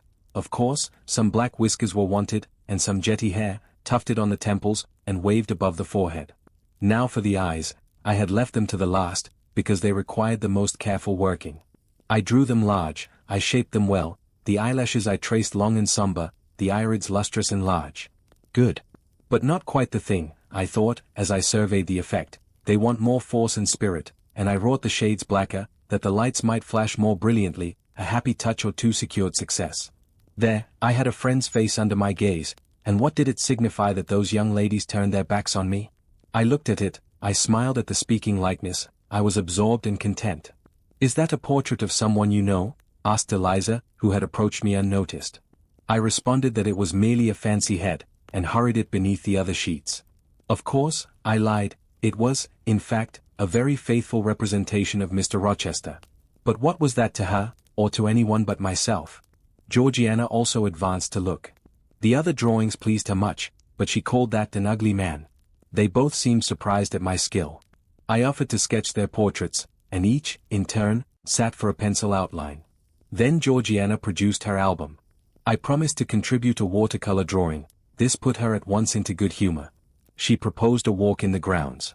Before we had been out 2 hours, we were deep in a confidential conversation. She had favored me with a description of the brilliant winter she had spent in London 2 seasons ago, of the admiration she had there excited, the attention she had received, and I even got hints of the titled conquest she had made.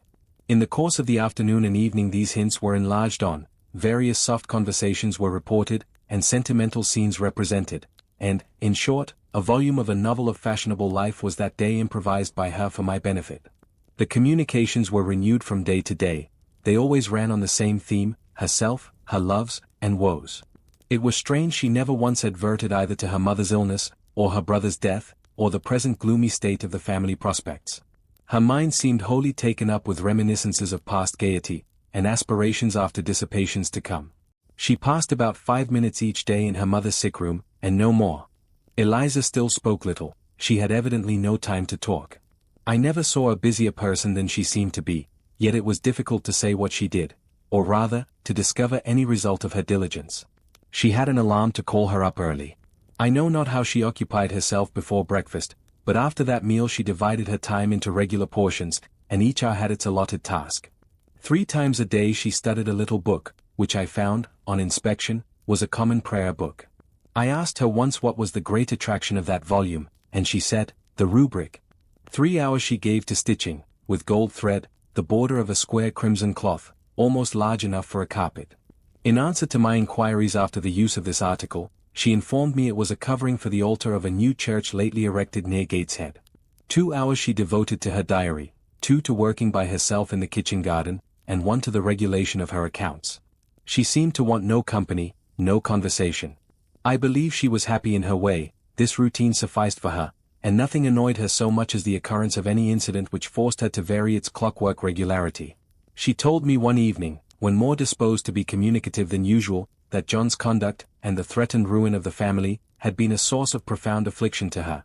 But she had now, she said, settled her mind, and formed her resolution.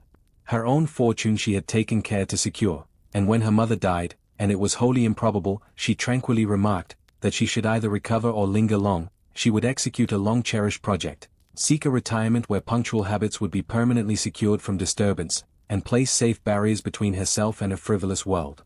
I asked if Georgiana would accompany her. Of course not. Georgiana and she had nothing in common, they never had.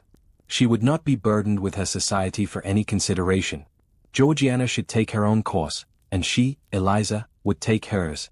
Georgiana, when not unburdening her heart to me, spent most of her time in lying on the sofa, fretting about the dullness of the house, and wishing over and over again that her Aunt Gibson would send her an invitation up to town.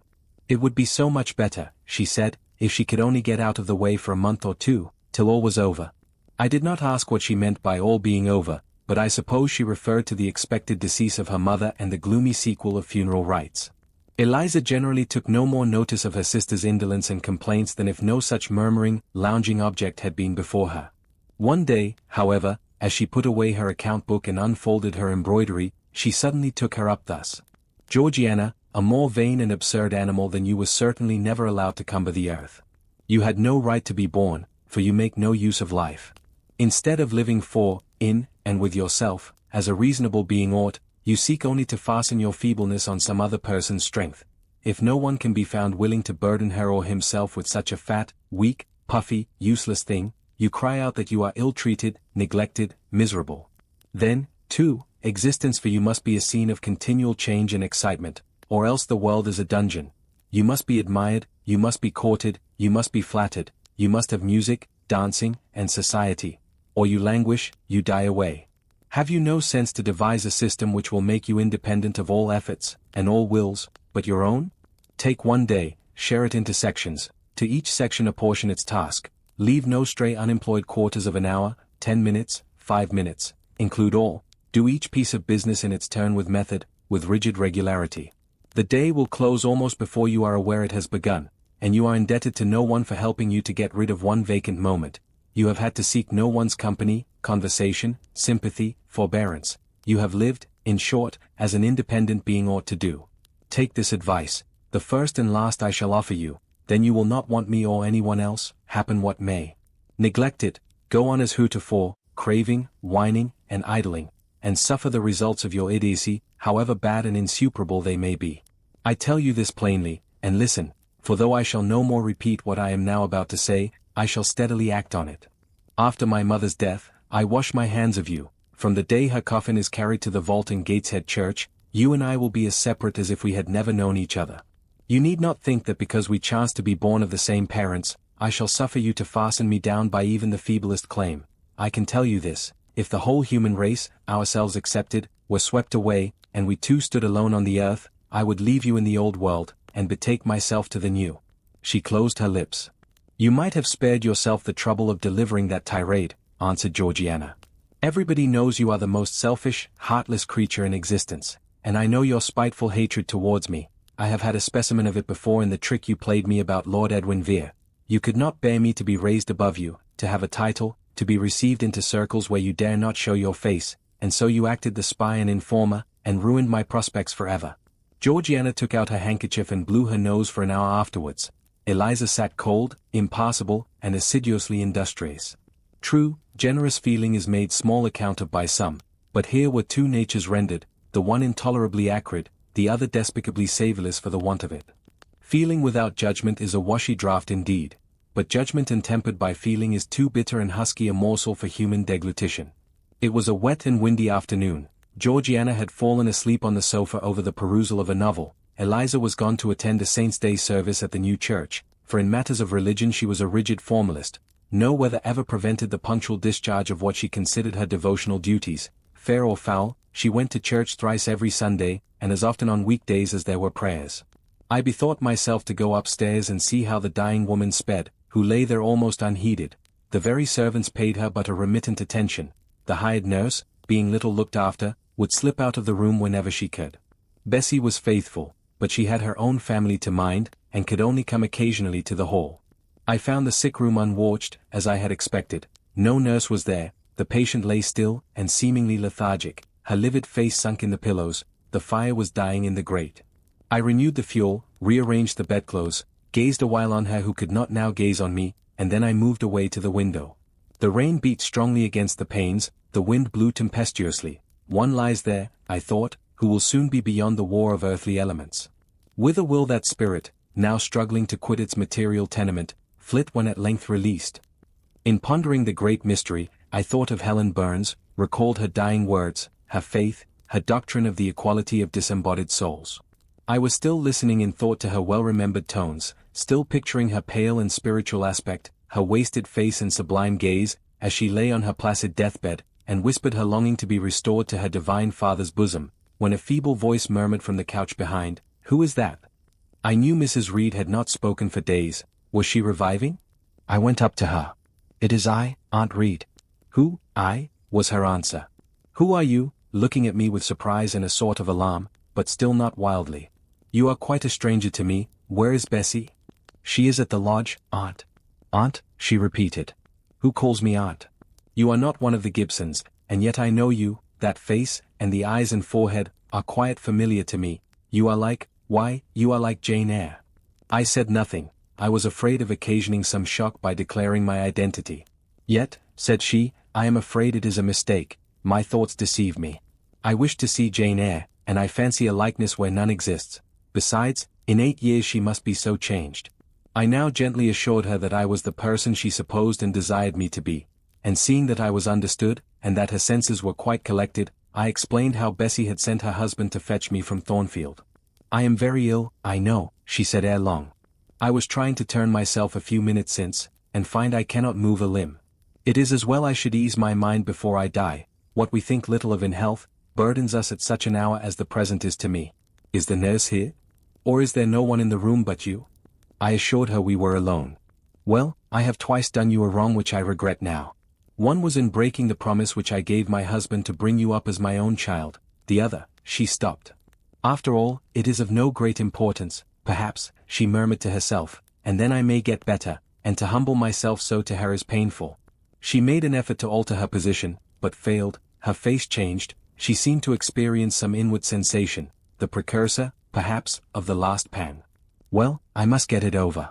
Eternity is before me. I had better tell her that. Go to my dressing case, open it, and take out a letter you will see there." I obeyed her directions. "Read the letter," she said. It was short, and thus conceived. "Madam, will you have the goodness to send me the address of my niece, Jane Eyre, and to tell me how she is?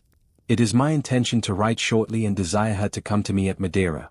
Providence has blessed my endeavors to secure a competency, and as I am unmarried and childless, I wish to adopt her during my life, and bequeath her at my death whatever I may have to leave to.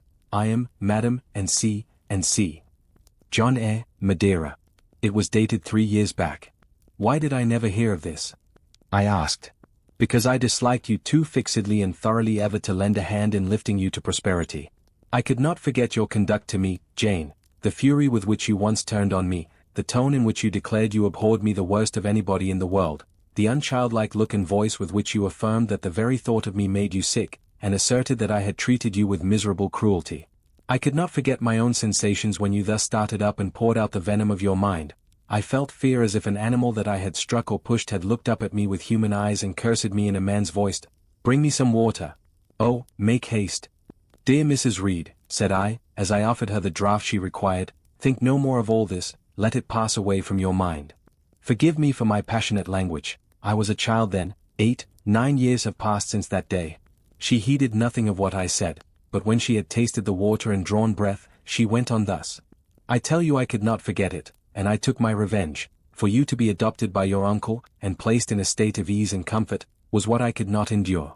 I wrote to him, I said I was sorry for his disappointment, but Jane Eyre was dead, she had died of typhus fever at Lowood. Now act as you please, write and contradict my assertion, expose my faucet as soon as you like. You were born, I think, to be my torment. My last hour is racked by the recollection of a deed which, but for you, I should never have been tempted to commit. If you could but be persuaded to think no more of it, aunt, and to regard me with kindness and forgiveness. You have a very bad disposition, said she, and one to this day I feel it impossible to understand, how for 9 years you could be patient and quiescent under any treatment, and in the 10th break out all fire and violence, I can never comprehend. My disposition is not so bad as you think, I am passionate, but not vindictive. Many a time, as a little child, I should have been glad to love you if you would have let me, and I long earnestly to be reconciled to you now. Kiss me, aunt. I approached my cheek to her lips, she would not touch it. She said I oppressed her by leaning over the bed, and again demanded water. As I laid her down, for I raised her and supported her on my arm while she drank, I covered her ice-cold and clammy hand with mine, the feeble fingers shrank from my touch, the glazing eyes shunned my gaze. Love me, then, or hate me, as you will, I said at last, you have my full and free forgiveness, ask now for God's, and be at peace. Poor, suffering woman. It was too late for her to make now the effort to change her habitual frame of mind. Living, she had ever hated me, dying, she must hate me still. The nurse now entered, and Bessie followed. I yet lingered half an hour longer, hoping to see some sign of amity, but she gave none. She was fast relapsing into stupor, nor did her mind again rally. At 12 o'clock that night she died. I was not present to close her eyes, nor were either of her daughters. They came to tell us the next morning that all was over. She was by that time laid out. Eliza and I went to look at her. Georgiana, who had burst out into loud weeping, said she dared not go. There was stretched Sarah Reed's once robust and active frame, rigid and still. Her eye of flint was covered with its cold lid. Her brow and strong traits wore yet the impress of her inexorable soul. A strange and solemn object was that corpse to me. I gazed on it with gloom and pain. Nothing soft, nothing sweet, nothing pitying, or hopeful, or subduing did it inspire, only a grating anguish for her woes, not my loss, and a somber tearless dismay at the fearfulness of death in such a form. Eliza surveyed her parent calmly.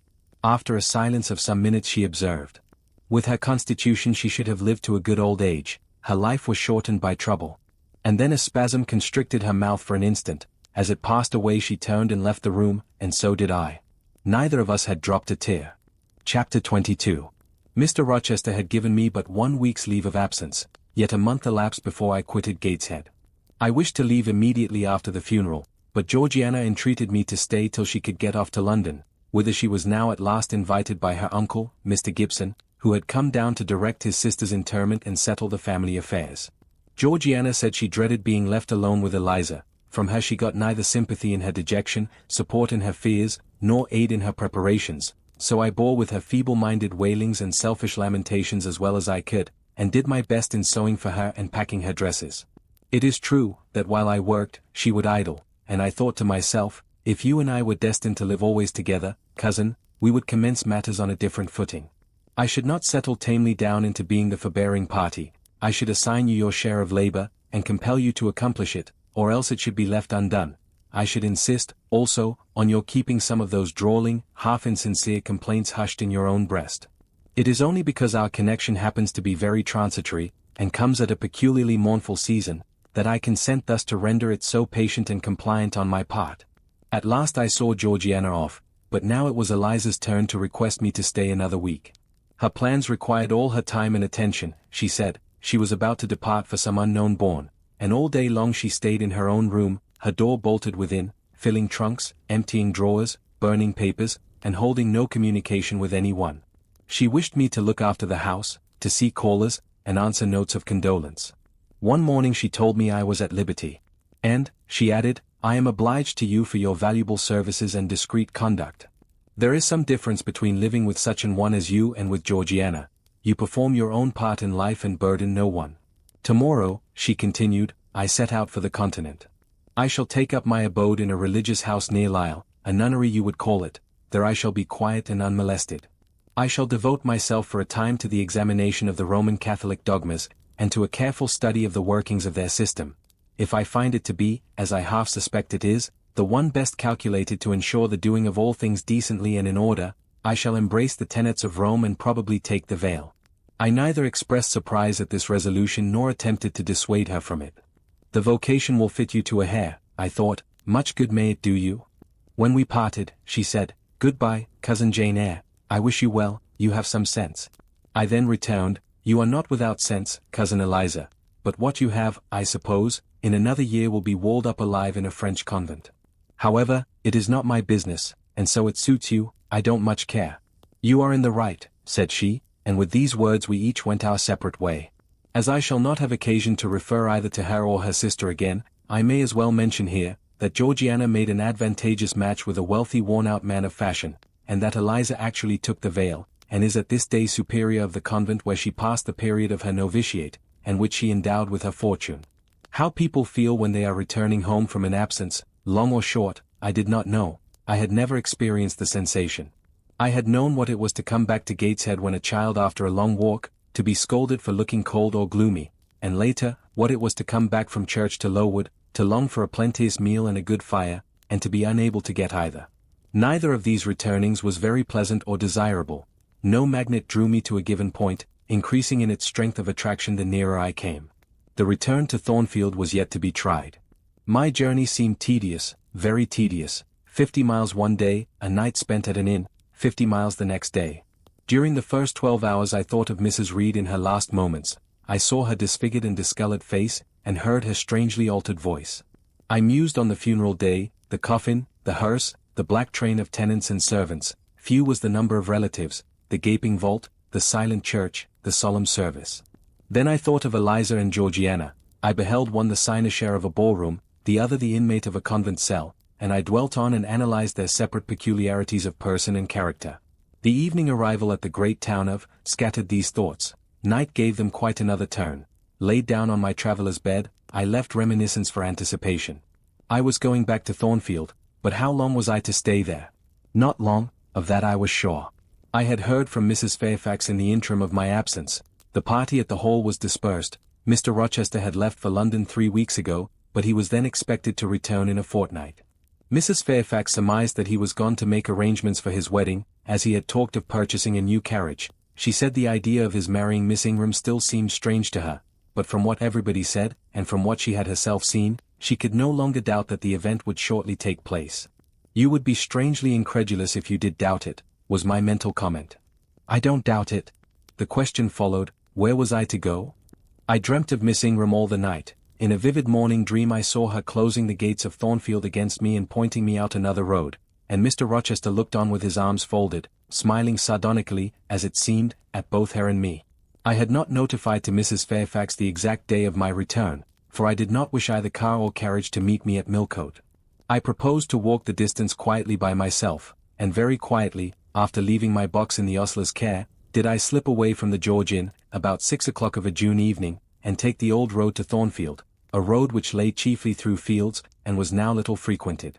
It was not a bright or splendid summer evening, though fair and soft. The haymakers were at work all along the road, and the sky, though far from cloudless, was such as promised well for the future.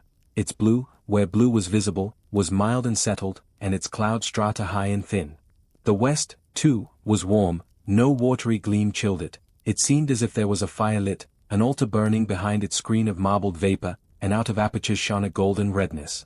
I felt glad as the road shortened before me, so glad that I stopped once to ask myself what that joy meant, and to remind reason that it was not to my home I was going, or to a permanent resting place, or to a place where fond friends looked out for me and waited my arrival. Mrs. Fairfax will smile you a calm welcome, to be sure, said I, and little Adele will clap her hands and jump to see you. But you know very well you are thinking of another than they, and that he is not thinking of you. But what is so headstrong as youth? What so blind as inexperience? These affirmed that it was pleasure enough to have the privilege of again looking on Mr. Rochester, whether he looked on me or not, and they added, hasten. Hasten. Be with him while you may, but a few more days or weeks, at most, and you are parted from him forever. And then I strangled a newborn agony, a deformed thing which I could not persuade myself to own and rear, and ran on. They are making hay, too, in Thornfield Meadows. Or rather, the labourers are just quitting their work, and returning home with their rakes on their shoulders, now, at the hour I arrive. I have but a field or two to traverse, and then I shall cross the road and reach the gates. How full the hedges are of roses! But I have no time to gather any, I want to be at the house. I passed a tall briar, shooting leafy and flowery branches across the path. I see the narrow stile with stone steps, and I see Mr. Rochester sitting there, a book and a pencil in his hand. He is writing. Well, he is not a ghost, yet every nerve I have is unstrung. For a moment I am beyond my own mastery. What does it mean? I did not think I should tremble in this way when I saw him, or lose my voice or the power of motion in his presence. I will go back as soon as I can stir. I need not make an absolute fool of myself. I know another way to the house. It does not signify if I knew 20 ways, for he has seen me.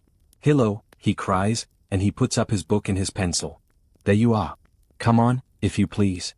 I suppose I do come on, though in what fashion I know not, being scarcely cognizant of my movements, and solicitous only to appear calm, and, above all, to control the working muscles of my face, which I feel rebel insolently against my will, and struggle to express what I had resolved to conceal. But I have a veil, it is down, I may make shift yet to behave with decent composure. And this is Jane Eyre? Are you coming from Millcote, and on foot? Yes, just one of your tricks, not to send for a carriage, and come clattering over street and road like a common mortal, but to steal into the vicinage of your home along with twilight, just as if you were a dream or a shade. What the deuce have you done with yourself this last month? I have been with my aunt, sir, who is dead.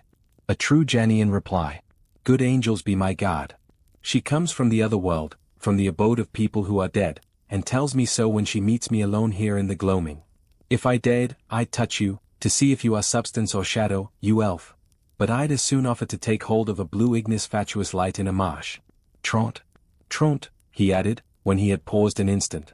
Absent from me a whole month, and forgetting me quite, I'll be sworn.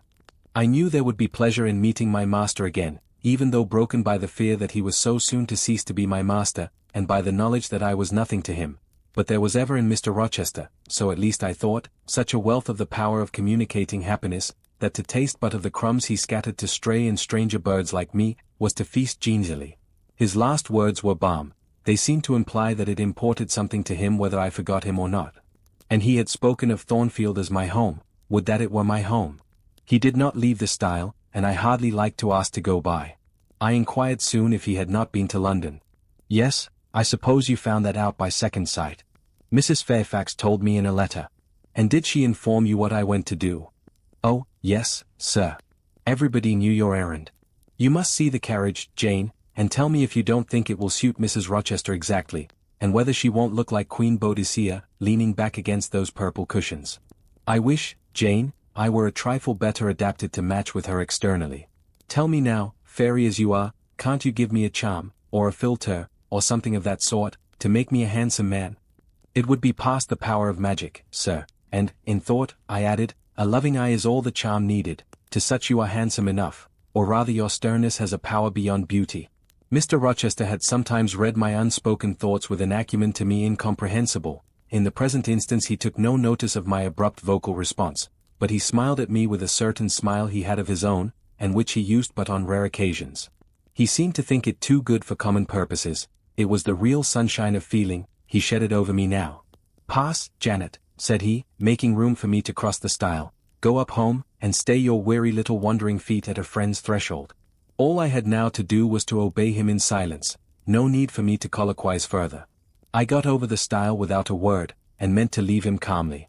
An impulse held me fast, a force turned me round. I said, or something in me said for me, and in spite of me, thank you, Mr. Rochester, for your great kindness. I am strangely glad to get back again to you, and wherever you are is my home, my only home. I walked on so fast that even he could hardly have overtaken me had he tried. Little Adele was half wild with delight when she saw me. Mrs. Fairfax received me with her usual plain friendliness. Leah smiled, and even Sophie bid me bonsoir with glee. This was very pleasant. There is no happiness like that of being loved by your fellow creatures, and feeling that your presence is an addition to their comfort. I that evening shut my eyes resolutely against the future. I stopped my ears against the voice that kept warning me of near separation and coming grief. When tea was over and Mrs. Fairfax had taken her knitting, and I had assumed a low seat near her, and Adele, kneeling on the carpet, had nestled close up to me, and a sense of mutual affection seemed to surround us with a ring of golden peace, I uttered a silent prayer that we might not be parted far or soon. But when, as we thus sat, Mr. Rochester entered, unannounced, and looking at us, seemed to take pleasure in the spectacle of a group so amicable, when he said he supposed the old lady was all right now that she had got her adopted daughter back again, and added that he saw Adele was preta crocus a petite maman anglaise, I half ventured to hope that he would, even after his marriage, keep us together somewhere under the shelter of his protection, and not quite exiled from the sunshine of his presence. A fortnight of dubious calm succeeded my return to Thornfield Hall. Nothing was said of the master's marriage, and I saw no preparation going on for such an event. Almost every day I asked Mrs. Fairfax if she had yet heard anything decided. Her answer was always in the negative.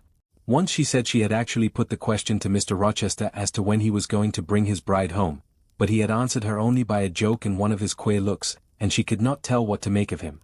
One thing specially surprised me, and that was, there were no journeyings backward and forward, no visits to Ingram Park. To be sure it was 20 miles off, on the borders of another county, but what was that distance to an ardent lover? To so practised and indefatigable a horseman as Mr. Rochester, it would be but a morning's ride. I began to cherish hopes I had no right to conceive, that the match was broken off, that rumor had been mistaken, that one or both parties had changed their minds. I used to look at my master's face to see if it were sad or fierce, but I could not remember the time when it had been so uniformly clear of clouds or evil feelings. If, in the moments I and my pupil spent with him, I lacked spirits and sank into inevitable dejection, he became even gay. Never had he called me more frequently to his presence, never been kinder to me when there, and, alas, never had I loved him so well. Chapter 23. A splendid midsummer shone over England, skies so pure, suns so radiant as were then seen in long succession, seldom favor even singly, our wave-girt land. It was as if a band of Italian days had come from the south, like a flock of glorious passenger birds, and lighted to rest them on the cliffs of Albion. The hay was all got in, the fields round Thornfield were green and shorn, the roads white and baked, the trees were in their dark prime, hedge and wood, full-leaved and deeply tinted, contrasted well with the sunny hue of the cleared meadows between. On Midsummer Eve, Adele, weary with gathering wild strawberries in Hay Lane half the day, had gone to bed with the sun. I watched her drop asleep, and when I left her, I sought the garden. It was now the sweetest hour of the 24. Day its fervid fires had wasted, and dew fell cool on panting plain and scorched summit. Where the sun had gone down in simple state, pure of the pomp of clouds, spread a solemn purple, burning with the light of red jewel and furnace flame at one point, on one hill peak, and extending high and wide, soft and still softer, over half heaven. The east had its own charm or fine deep blue, and its own modest gem, a casino and solitary star. Soon it would boast the moon, but she was yet beneath the horizon. I walked a while on the pavement, but a subtle, well-known scent, that of a cigar, stole from some window. I saw the library casement open a handbreadth. I knew I might be watched thence, so I went apart into the orchard. No nook in the grounds more sheltered and more Eden-like. It was full of trees, it bloomed with flowers. A very high wall shut it out from the court, on one side. On the other, a beech avenue screened it from the lawn. At the bottom was a sunk fence, its sole separation from lonely fields, a winding walk, bordered with laurels and terminating in a giant horse-chestnut, circled at the base by a seat, led down to the fence. Here one could wander unseen. While such honeydew fell, such silence reigned, such gloaming gathered, I felt as if I could haunt such shade forever. But in threading the flower and fruit parterres at the upper part of the enclosure, enticed there by the light the now rising moon cast on this more open quarter, my step is stayed, not by sound, not by sight, but once more by a warning fragrance. Sweetbriar and southernwood, jasmine, pink, and rose have long been yielding their evening sacrifice of incense. This new scent is neither of shrub nor flower. It is, I know it well, it is Mr. Rochester's cigar. I look round and I listen. I see trees laden with ripening fruit. I hear a nightingale warbling in a wood half a mile off. No moving form is visible, no coming step audible, but that perfume increases. I must flee. I make for the wicket leading to the shrubbery, and I see Mr. Rochester entering. I step aside into the ivy recess. He will not stay long, he will soon return whence he came, and if I sit still he will never see me. But no, eventide is as pleasant to him as to me, and this antique garden as attractive, and he strolls on, now lifting the gooseberry tree branches to look at the fruit, large as plums, with which they are laden, now taking a ripe cherry from the wall, now stooping towards a knot of flowers, either to inhale their fragrance or to admire the dew beads on their petals. A great moth goes humming by me, it alights on a plant at Mr. Rochester's foot, he sees it, and bends to examine it. Now, he has his back towards me, thought I, and he is occupied too. Perhaps, if I walk softly, I can slip away unnoticed. I trod on an edging of turf that the crackle of the pebbly gravel might not betray me. He was standing among the beds at a yard or two distant from where I had to pass. The moth apparently engaged him. I shall get by very well, I meditated.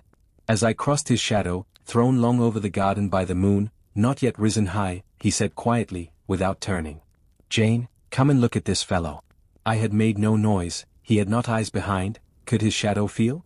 I started at first, and then I approached him. "Look at his wings," said he reminds me rather of a West Indian insect. One does not often see so large and gay a night rover in England. There. He is flown. The moth roamed away. I was sheepishly retreating also, but Mr. Rochester followed me, and when we reached the wicket, he said, "Turn back, on so lovely a night it is a shame to sit in the house, and surely no one can wish to go to bed while sunset is thus at meeting with moonrise.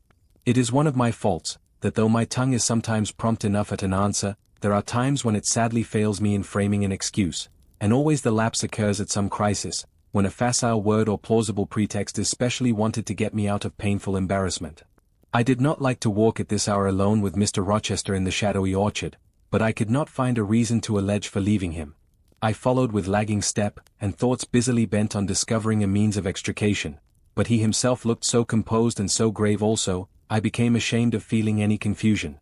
The evil, if evil existent or prospective there was, seemed to lie with me only. His mind was unconscious and quiet. "Jane," he recommenced, as we entered the laurel walk, and slowly strayed down in the direction of the sunk fence and the horse-chestnut, "Thornfield is a pleasant place in summer, is it not?" "Yes, sir." "You must have become in some degree attached to the house, you, who have an eye for natural beauties, and a good deal of the organ of adhesiveness." "I am attached to it, indeed. And though I don't comprehend how it is, I perceive you have acquired a degree of regard for that foolish little child Adele, too, and even for simple Dame Fairfax." "Yes, sir, in different ways, I have an affection for both." "And would be sorry to part with them?" "Yes." "Pity," he said, and sighed and paused. "It is always the way of events in this life," he continued presently. "No sooner have you got settled in a pleasant resting place, than a voice calls out to you to rise and move on, for the hour of repose is expired." "Must I move on, sir?" I asked. "Must I leave Thornfield?" "I believe you must, Jane." "I am sorry, Janet, but I believe indeed you must." This was a blow, but I did not let it prostrate me. "Well, sir, I shall be ready when the order to march comes."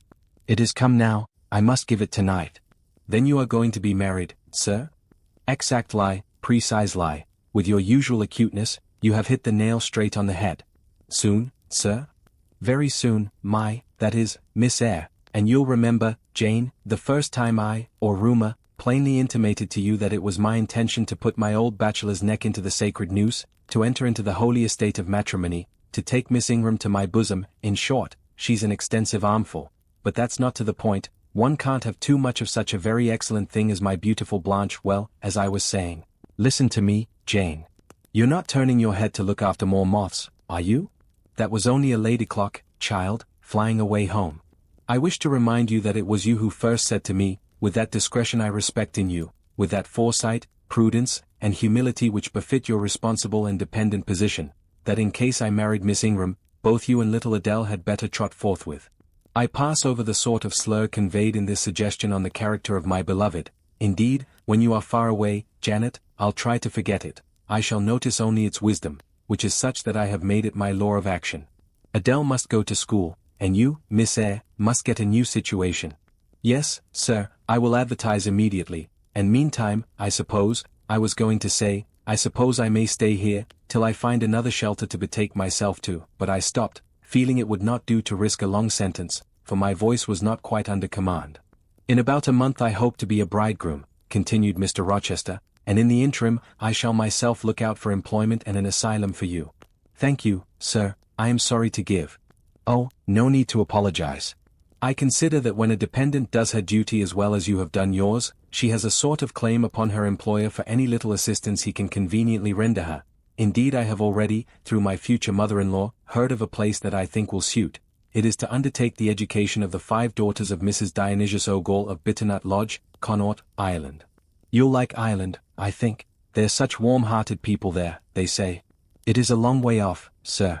No matter, a girl of your sense will not object to the voyage or the distance. Not the voyage, but the distance, and then the sea is a barrier. From what, Jane? From England and from Thornfield, Anne. Well? From you, sir. I said this almost involuntarily, and, with as little sanction of free will, my tears gushed out. I did not cry so as to be heard, however, I avoided sobbing.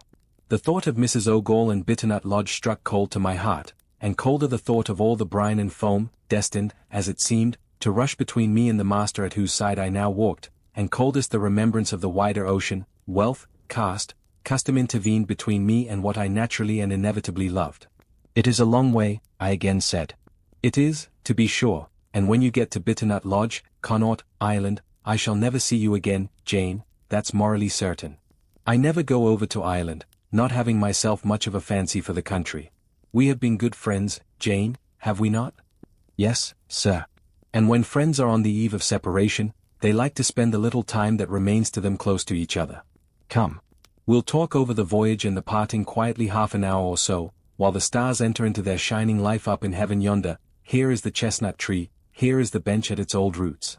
Come, we will sit there in peace tonight, though we should never more be destined to sit there together. He seated me in himself. It is a long way to Ireland, Janet, and I am sorry to send my little friend on such weary travels, but if I can't do better, how is it to be helped? Are you anything akin to me, do you think, Jane? I could risk no sort of answer by this time. My heart was still.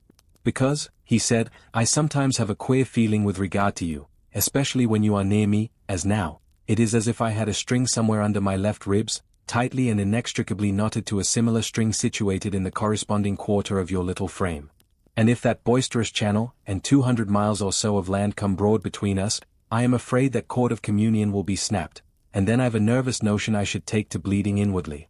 As for you, you'd forget me. That I never should, sir, you know, impossible to proceed. Jane, do you hear that nightingale singing in the wood? Listen. In listening, I sobbed convulsively, for I could repress what I endured no longer. I was obliged to yield, and I was shaken from head to foot with acute distress. When I did speak, it was only to express an impetuous wish that I had never been born, or never come to Thornfield. Because you are sorry to leave it? The vehemence of emotion, stirred by grief and love within me, was claiming mastery, and struggling for full sway, and asserting a right to predominate, to overcome, to live, rise, and reign at last, yes, and to speak. I grieve to leave Thornfield. I love Thornfield. I love it, because I have lived in it a full and delightful life, momentarily at least. I have not been trampled on. I have not been petrified. I have not been buried with inferior minds, and excluded from every glimpse of communion with what is bright and energetic and high. I have talked, face to face, with what I reverence, with what I delight in, with an original, a vigorous, and expanded mind. I have known you, Mr. Rochester, and it strikes me with terror and anguish to feel I absolutely must be torn from you forever. I see the necessity of departure, and it is like looking on the necessity of death. Where do you see the necessity? He asked suddenly. Where? You, sir, have placed it before me. In what shape? In the shape of Miss Ingram, a noble and beautiful woman, your bride. My bride. What bride? I have no bride. But you will have. Yes, I will, I will. He set his teeth. Then I must go, you have said it yourself. No, you must stay. I swear it, and the oath shall be kept. I tell you I must go. I retorted, roused to something like passion. Do you think I can stay to become nothing to you? Do you think I am an automaton, a machine without feelings? And can bear to have my morsel of bread snatched from my lips, and my drop of living water dashed from my cup?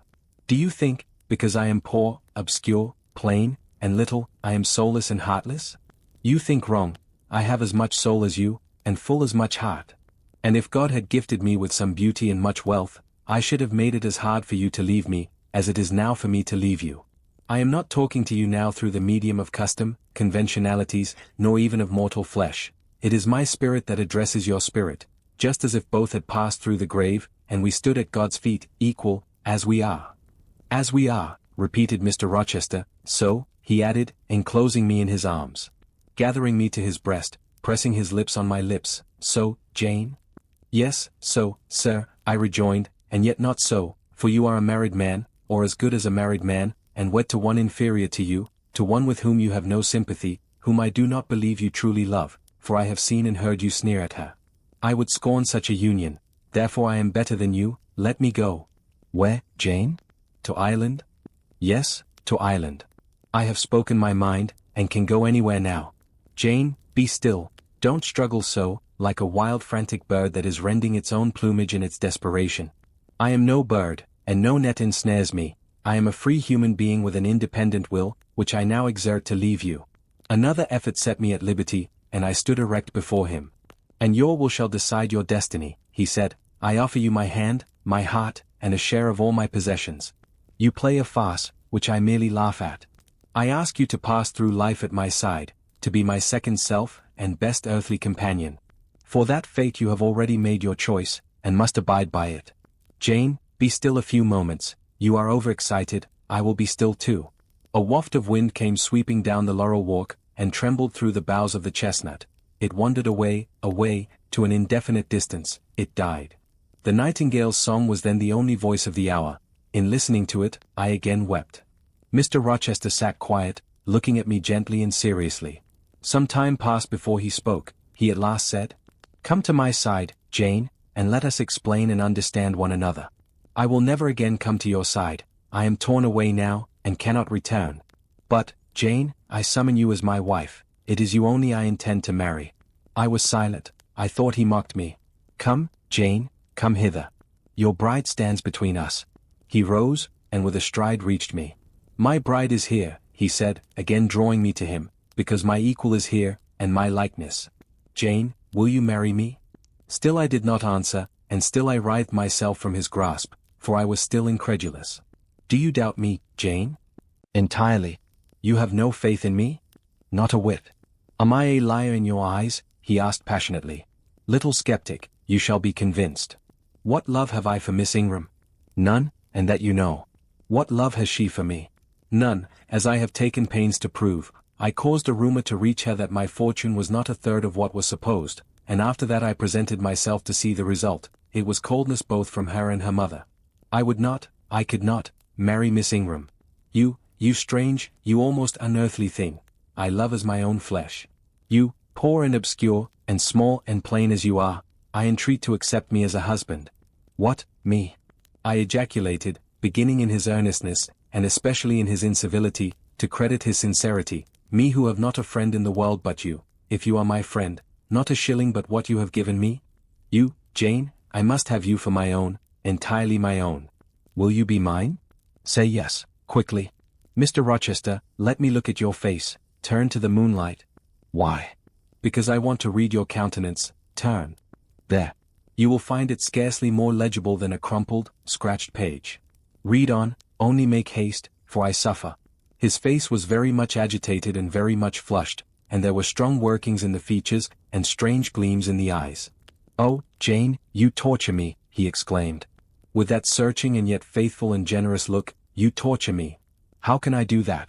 If you are true, and your offer real, my only feelings to you must be gratitude and devotion. They cannot torture." "Gratitude," he ejaculated, and added wildly, "Jane, accept me quickly. Say, Edward, give me my name, Edward, I will marry you. Are you in earnest? Do you truly love me? Do you sincerely wish me to be your wife?" "I do, and if an oath is necessary to satisfy you, I swear it." "Then, sir, I will marry you. Edward, my little wife. Dear Edward.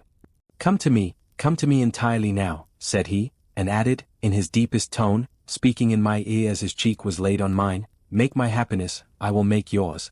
God pardon me," he subjoined ere long, "and man meddle not with me, I have her, and will hold her. There is no one to meddle, sir. I have no kindred to interfere. No, that is the best of it, he said. And if I had loved him less I should have thought his accent and look of exultation savage.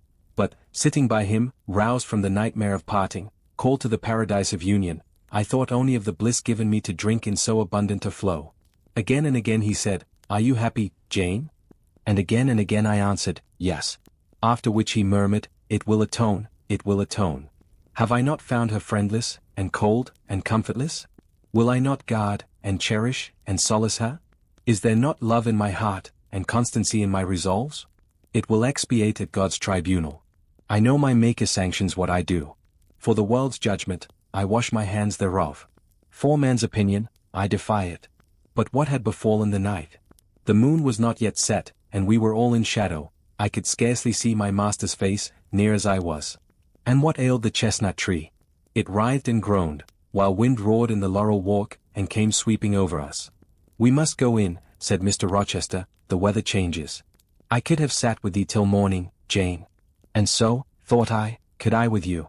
I should have said so, perhaps, but a livid, vivid spark leapt out of a cloud at which I was looking, and there was a crack, a crash, and a close rattling peal, and I thought only of hiding my dazzled eyes against Mr. Rochester's shoulder. The rain rushed down. He hurried me up the walk, through the grounds, and into the house, but we were quite wet before we could pass the threshold. He was taking off my shawl in the hall, and shaking the water out of my loosened hair, when Mrs. Fairfax emerged from her room. I did not observe her at first, nor did Mr. Rochester. The lamp was lit. The clock was on the stroke of 12. "Hasten to take off your wet things," said he, "and before you go, good night, my darling." He kissed me repeatedly. When I looked up, on leaving his arms, there stood the widow, pale, grave, and amazed. I only smiled at her, and ran upstairs. Explanation will do for another time, thought I.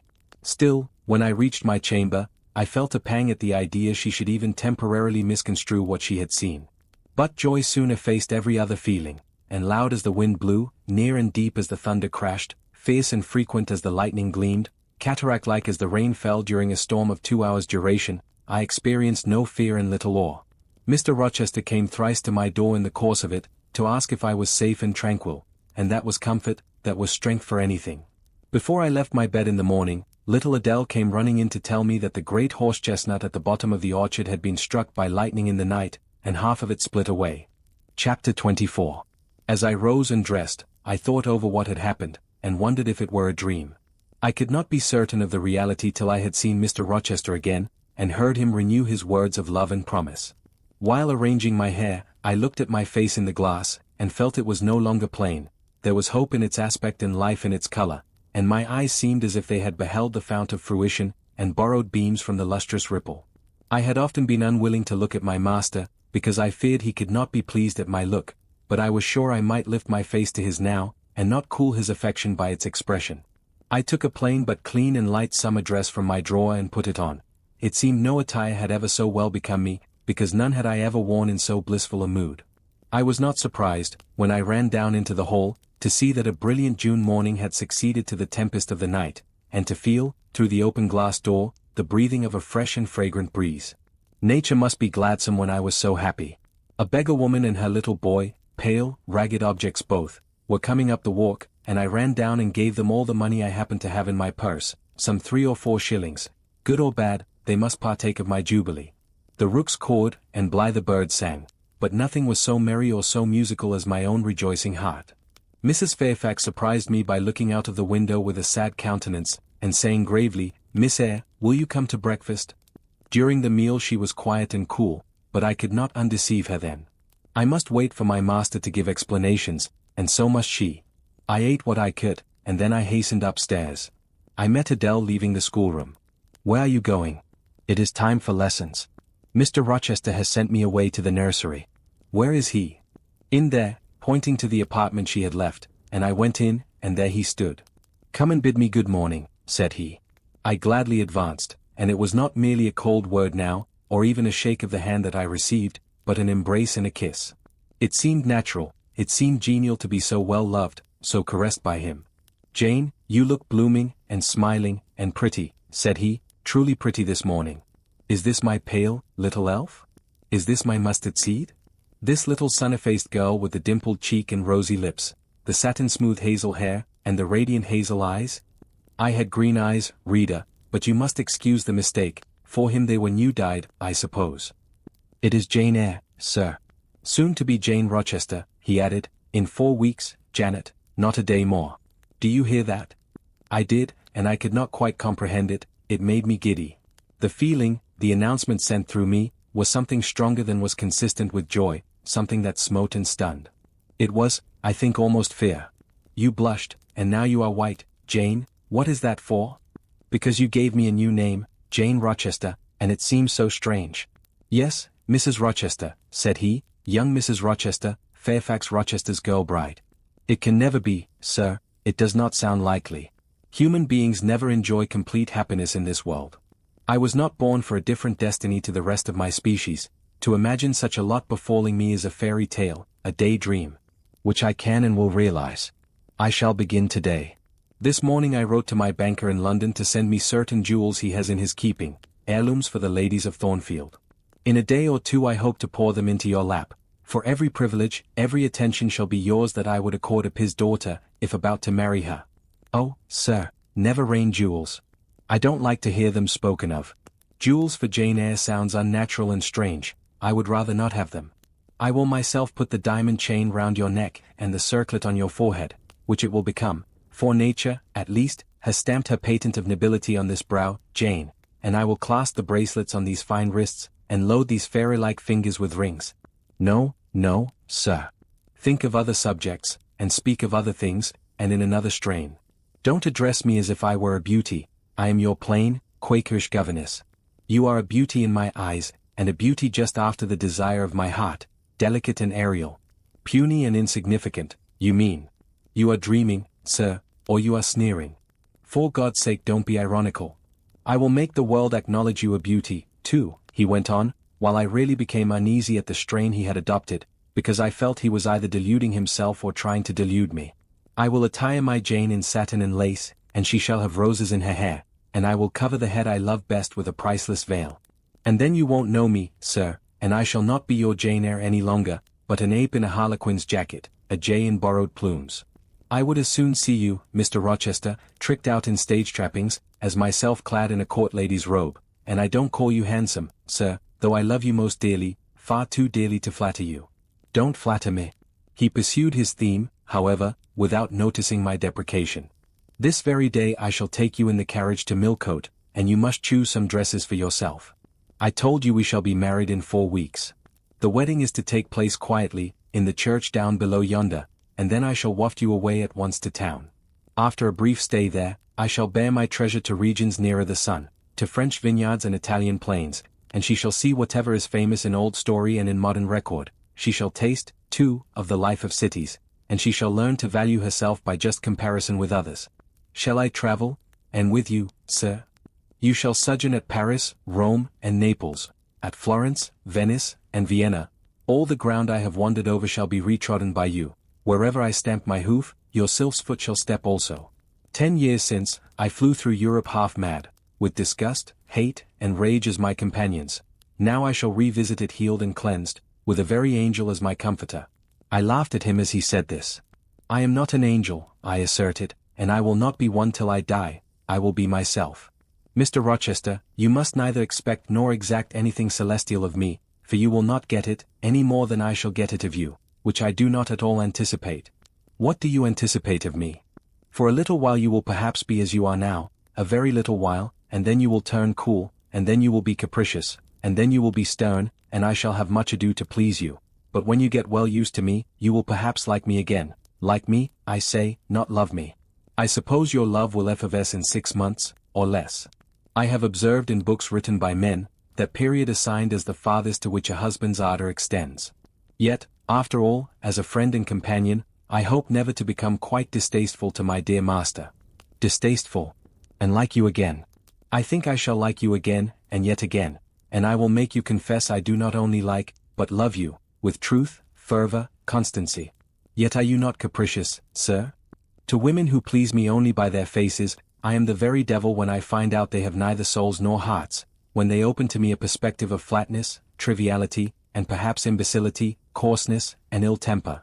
But to the clear eye and eloquent tongue, to the soul made of fire, and the character that bends but does not break, at once supple and stable, tractable and consistent, I am ever tender and true. Had you ever experience of such a character, sir? Did you ever love such an one? I love it now. But before me, if I, indeed, in any respect come up to your difficult standard, I never met your likeness. Jane, you please me, and you master me, you seem to submit, and I like the sense of pliancy you impart, and while I am twining the soft, silken skein round my finger, it sends a thrill up my arm to my heart. I am influenced, conquered, and the influence is sweeter than I can express, and the conquest I undergo has a witchery beyond any triumph I can win. Why do you smile, Jane? What does that inexplicable, that uncanny turn of countenance mean? I was thinking, sir, you will excuse the idea, it was involuntary, I was thinking of Hercules and Samson with their charmers.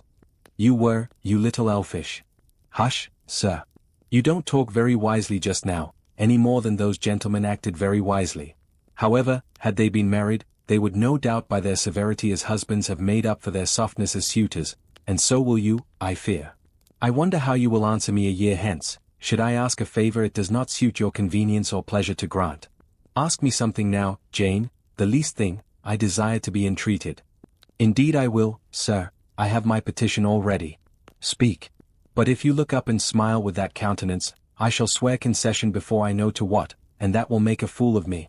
Not at all, sir, I ask only this, don't send for the jewels, and don't crown me with roses, you might as well put a border of gold lace round that plain pocket handkerchief you have there. I might as well gild refined gold. I know it, your request is granted then, for the time. I will remand the order I dispatched to my banker. But you have not yet asked for anything, you have prayed a gift to be withdrawn, try again. Well then, sir, have the goodness to gratify my curiosity, which is much piqued on one point. He looked disturbed. What? What? He said hastily.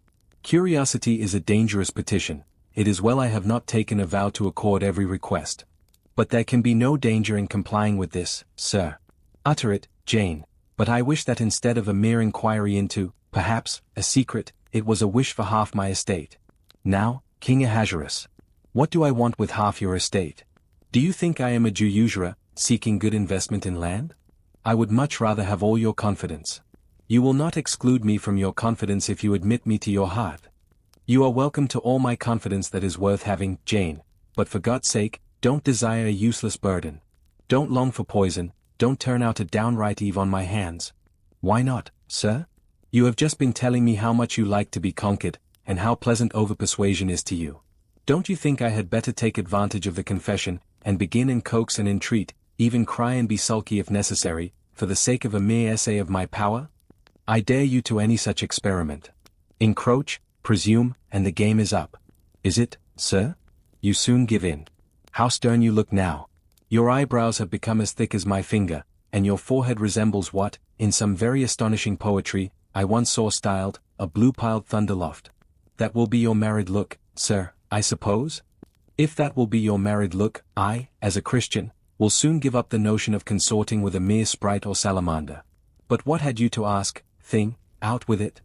There, you are less than civil now, and I like rudeness a great deal better than flattery. I had rather be a thing than an angel. This is what I have to ask, why did you take such pains to make me believe you wished to marry Miss Ingram? Is that all? Thank God it is no worse. And now he unknit his black brows, looked down, smiling at me, and stroked my hair, as if well pleased at seeing a danger averted. I think I may confess, he continued, even although I should make you a little indignant, Jane, and I have seen what a fire spirit you can be when you are indignant. You glowed in the cool moonlight last night, when you mutinied against fate, and claimed your rank as my equal. Janet, by the by, it was you who made me the offer. Of course I did. But to the point if you please, sir, Miss Ingram? Well, I feigned courtship of Miss Ingram, because I wished to render you as madly in love with me as I was with you, and I knew jealousy would be the best ally I could call in for the furtherance of that end. Excellent. Now you are small, not one whit bigger than the end of my little finger. It was a burning shame and a scandalous disgrace to act in that way. Did you think nothing of Miss Ingram's feelings, sir? Her feelings are concentrated in one, pride, and that needs humbling. Were you jealous, Jane? Never mind, Mr. Rochester, it is in no way interesting to you to know that. Answer me truly once more. Do you think Miss Ingram will not suffer from your dishonest coquetry? Won't she feel forsaken and deserted? Impossible. When I told you how she, on the contrary, deserted me, the idea of my insolvency cooled, or rather extinguished, her flame in a moment. You have a curious, designing mind, Mr. Rochester. I am afraid your principles on some points are eccentric. My principles were never trained, Jane. They may have grown a little awry for want of attention. Once again, seriously, may I enjoy the great good that has been vouchsafed to me, without fearing that anyone else is suffering the bitter pain I myself felt a while ago? That you may, my good little girl. There is not another being in the world has the same pure love for me as yourself, for I lay that pleasant unction to my soul, Jane, a belief in your affection. I turned my lips to the hand that lay on my shoulder. I loved him very much, more than I could trust myself to say, more than words had power to express. Ask something more, he said presently. It is my delight to be entreated, and to yield. I was again ready with my request. Communicate your intentions to Mrs. Fairfax, sir. She saw me with you last night in the hall, and she was shocked. Give her some explanation before I see her again. It pains me to be misjudged by so good a woman. Go to your room, and put on your bonnet, he replied. I mean you to accompany me to Millcote this morning, and while you prepare for the drive, I will enlighten the old lady's understanding. Did she think, Janet, you had given the world for love, and considered it well lost? I believe she thought I had forgotten my station, and yours, sir. Station. Station. Your station is in my heart, and on the necks of those who would insult you, now or hereafter. Go. I was soon dressed, and when I heard Mr. Rochester quit Mrs. Fairfax's parlour, I hurried down to it. The old lady had been reading her morning portion of Scripture, the lesson for the day. Her Bible lay open before her, and her spectacles were upon it. Her occupation, suspended by Mr. Rochester's announcement, seemed now forgotten. Her eyes, fixed on the blank wall opposite, expressed the surprise of a quiet mind stirred by unwonted tidings. Seeing me, she roused herself. She made a sort of effort to smile, and framed a few words of congratulation, but the smile expired, and the sentence was abandoned unfinished. She put up her spectacles, shut the Bible, and pushed her chair back from the table. I feel so astonished, she began. I hardly know what to say to you, Miss Eyre. I have surely not been dreaming, have I? Sometimes I half fall asleep when I am sitting alone and fancy things that have never happened. It has seemed to me more than once when I have been in a doze, that my dear husband, who died 15 years since, has come in and sat down beside me, and that I have even heard him call me by my name, Alice, as he used to do. Now, can you tell me whether it is actually true that Mr. Rochester has asked you to marry him? Don't laugh at me. But I really thought he came in here 5 minutes ago, and said that in a month you would be his wife. He has said the same thing to me, I replied. He has. Do you believe him? Have you accepted him? Yes. She looked at me bewildered. I could never have thought it. He is a proud man. All the Rochesters were proud, and his father, at least, liked money. He, too, has always been called careful. He means to marry you? He tells me so. She surveyed my whole person. In her eyes I read that they had there found no charm powerful enough to solve the enigma. It passes me, she continued, but no doubt, it is true since you say so. How it will answer, I cannot tell, I really don't know. Equality of position and fortune is often advisable in such cases, and there are 20 years of difference in your ages. He might almost be your father. No, indeed, Mrs. Fairfax, exclaimed I, nettled, he is nothing like my father. No one, who saw us together, would suppose it for an instant. Mr. Rochester looks as young, and is as young, as some men at 25. Is it really for love he is going to marry you? She asked. I was so hurt by her coldness and skepticism, that the tears rose to my eyes. I am sorry to grieve you, pursued the widow, but you are so young, and so little acquainted with men, I wish to put you on your guard. It is an old saying that all is not gold that glitters, and in this case I do fear there will be something found to be different to what either you or I expect. Why? Am I a monster? I said, is it impossible that Mr. Rochester should have a sincere affection for me? No, you are very well, and much improved of late, and Mr. Rochester, I dare say, is fond of you. I have always noticed that you were a sort of pet of his. There are times when, for your sake, I have been a little uneasy at his marked preference, and have wished to put you on your guard, but I did not like to suggest even the possibility of wrong. I knew such an idea would shock, perhaps offend you, and you were so discreet, and so thoroughly modest and sensible, I hoped you might be trusted to protect yourself. Last night I cannot tell you what I suffered when I sought all over the house, and could find you nowhere, nor the master either, and then, at 12 o'clock, saw you come in with him. Well, never mind that now, I interrupted impatiently, it is enough that all was right. I hope all will be right in the end, she said, but believe me, you cannot be too careful. Try and keep Mr. Rochester at a distance, distrust yourself as well as him.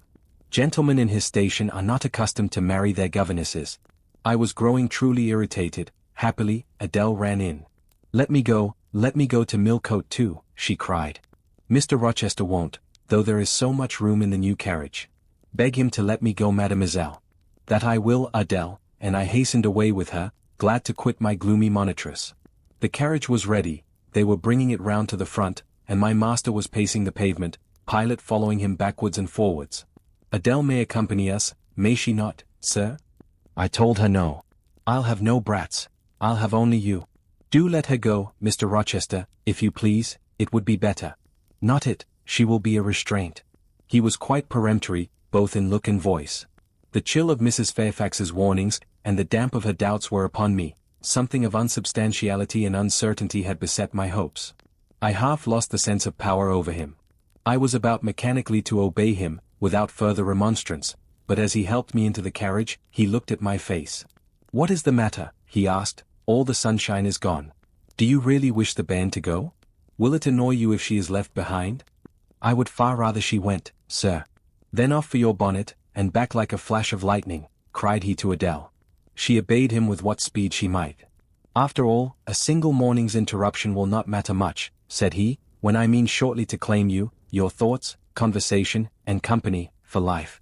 Adele, when lifted in, commenced kissing me, by way of expressing her gratitude for my intercession. She was instantly stowed away into a corner on the other side of him. She then peeped round to where I sat, so stern a neighbor was too restrictive to him, in his present fractious mood, she dared whisper no observations, nor ask of him any information. Let her come to me, I entreated, she will, perhaps, trouble you, sir, there is plenty of room on this side. He handed her over as if she had been a lapdog. I'll send her to school yet, he said, but now he was smiling. Adele heard him, and asked if she was to go to school sans mademoiselle? Yes, he replied, absolutely sans mademoiselle, for I am to take mademoiselle to the moon, and there I shall seek a cave in one of the white valleys among the volcano tops, and mademoiselle shall live with me there, and only me. She will have nothing to eat, you will starve her, observed Adele. I shall gather manna for her morning and night. The plains and hillsides in the moon are bleached with manna, Adele. She will want to warm herself. What will she do for a fire? Fire rises out of the lunar mountains. When she is cold, I'll carry her up to a peak, and lay her down on the edge of a crater. Oh, tu y ser mal, plus comfortable. And her clothes, they will wear out, how can she get new ones? Mr. Rochester professed to be puzzled. Hem, said he. What would you do, Adele? Cudgel your brains for an expedient. How would a white or a pink cloud answer for a gown, do you think? And one could cut a pretty enough scarf out of a rainbow. She is far better as she is, concluded Adele, after musing some time. Besides, she would get tired of living with only you in the moon. If I were mademoiselle, I would never consent to go with you. She has consented, she has pledged her word. But you can't get her there, there is no road to the moon, it is all air, and neither you nor she can fly. Adele, look at that field. We were now outside Thornfield gates, and bowling lightly along the smooth road to Millcote, where the dust was well laid by the thunderstorm, and, where the low hedges and lofty timber trees on each side glistened green and rain-refreshed. In that field, Adele, I was walking late one evening about a fortnight since, the evening of the day you helped me to make hay in the orchard meadows, and, as I was tired with raking swaths, I sat down to rest me on a stile, and there I took out a little book and a pencil, and began to write about a misfortune that befell me long ago, and a wish I had for happy days to come. I was writing away very fast, though daylight was fading from the leaf, when something came up the path and stopped 2 yards off me. I looked at it. It was a little thing with a veil of gossamer on its head. I beckoned it to come near me, it stood soon at my knee. I never spoke to it, and it never spoke to me, in words, but I read its eyes, and it read mine, and our speechless colloquy was to this effect. It was a fairy, and come from Elfland, it said, and its errand was to make me happy. I must go with it out of the common world to a lonely place, such as the moon, for instance, and it nodded its head towards her horn, rising over Hay Hill. It told me of the alabaster cave and silver vale where we might live. I said I should like to go. but reminded it, as you did me, that I had no wings to fly. Oh, returned the fairy, that does not signify. Here is a talisman will remove all difficulties, and she held out a pretty gold ring. Put it, she said, on the fourth finger of my left hand, and I am yours, and you are mine, and we shall leave earth, and make our own heaven yonder. She nodded again at the moon. The ring, Adele, is in my breeches pocket, under the disguise of a sovereign, but I mean soon to change it to a ring again. But what has mademoiselle to do with it? I don't care for the fairy. You said it was mademoiselle you would take to the moon? Mademoiselle is a fairy, he said, whispering mysteriously. Whereupon I told her not to mind his badinage, and she, on her part, evinced a fund of genuine French skepticism, denominating Mr. Rochester un vrai menteur, and assuring him that she made no account whatever of his conte de fées, and that du reste Illinois n'y avait pas de fees, et quand même Illinois y en avait, she was sure they would never appear to him, nor ever give him rings, or offer to live with him in the moon. The hour spent at Millcote was a somewhat harassing one to me. Mr. Rochester obliged me to go to a certain silk warehouse. There I was ordered to choose half a dozen dresses. I hated the business, I begged leave to defer it. No, it should be gone through with now. By dint of entreaties expressed in energetic whispers, I reduced the half-dozen to 2. These, however, he vowed he would select himself. With anxiety I watched his eye rove over the gay stores. He fixed on a rich silk of the most brilliant amethyst dye, and a superb pink satin. I told him in a new series of whispers, that he might as well buy me a gold gown and a silver bonnet at once. I should certainly never venture to wear his choice. With infinite difficulty, for he was stubborn as a stone, I persuaded him to make an exchange in favor of a sober black satin and pearl grey silk. It might pass for the present, he said, but he would yet see me glittering like a parterre. Glad was I to get him out of the silk warehouse, and then out of a jeweller's shop. The more he bought me, the more my cheek burned with a sense of annoyance and degradation. As we re-entered the carriage, and I sat back feverish and fagged, I remembered what, in the hurry of events, dark and bright, I had wholly forgotten, the letter of my uncle, John Eyre, to Mrs. Reed, his intention to adopt me and make me his legatee. It would, indeed, be a relief, I thought, if I had ever so small an independency. I never can bear being dressed like a doll by Mr. Rochester, or sitting like a second Danae with the golden shower falling daily round me. I will write to Madeira the moment I get home, and tell my uncle John the First am going to be married, and to whom. If I had but a prospect of one day bringing Mr. Rochester an accession of fortune, I could better endure to be kept by him now. And somewhat relieved by this idea, which I failed not to execute that day, I ventured once more to meet my master's and lover's eye, which most pertinaciously sought mine, though I averted both face and gaze. He smiled, and I thought his smile was such as a sultan might, in a blissful and fond moment, bestow on a slave his gold and gems had enriched. I crushed his hand, which was ever hunting mine, vigorously, and thrust it back to him red with the passionate pressure. You need not look in that way, I said. If you do, I'll wear nothing but my old Lowood frocks to the end of the chapter.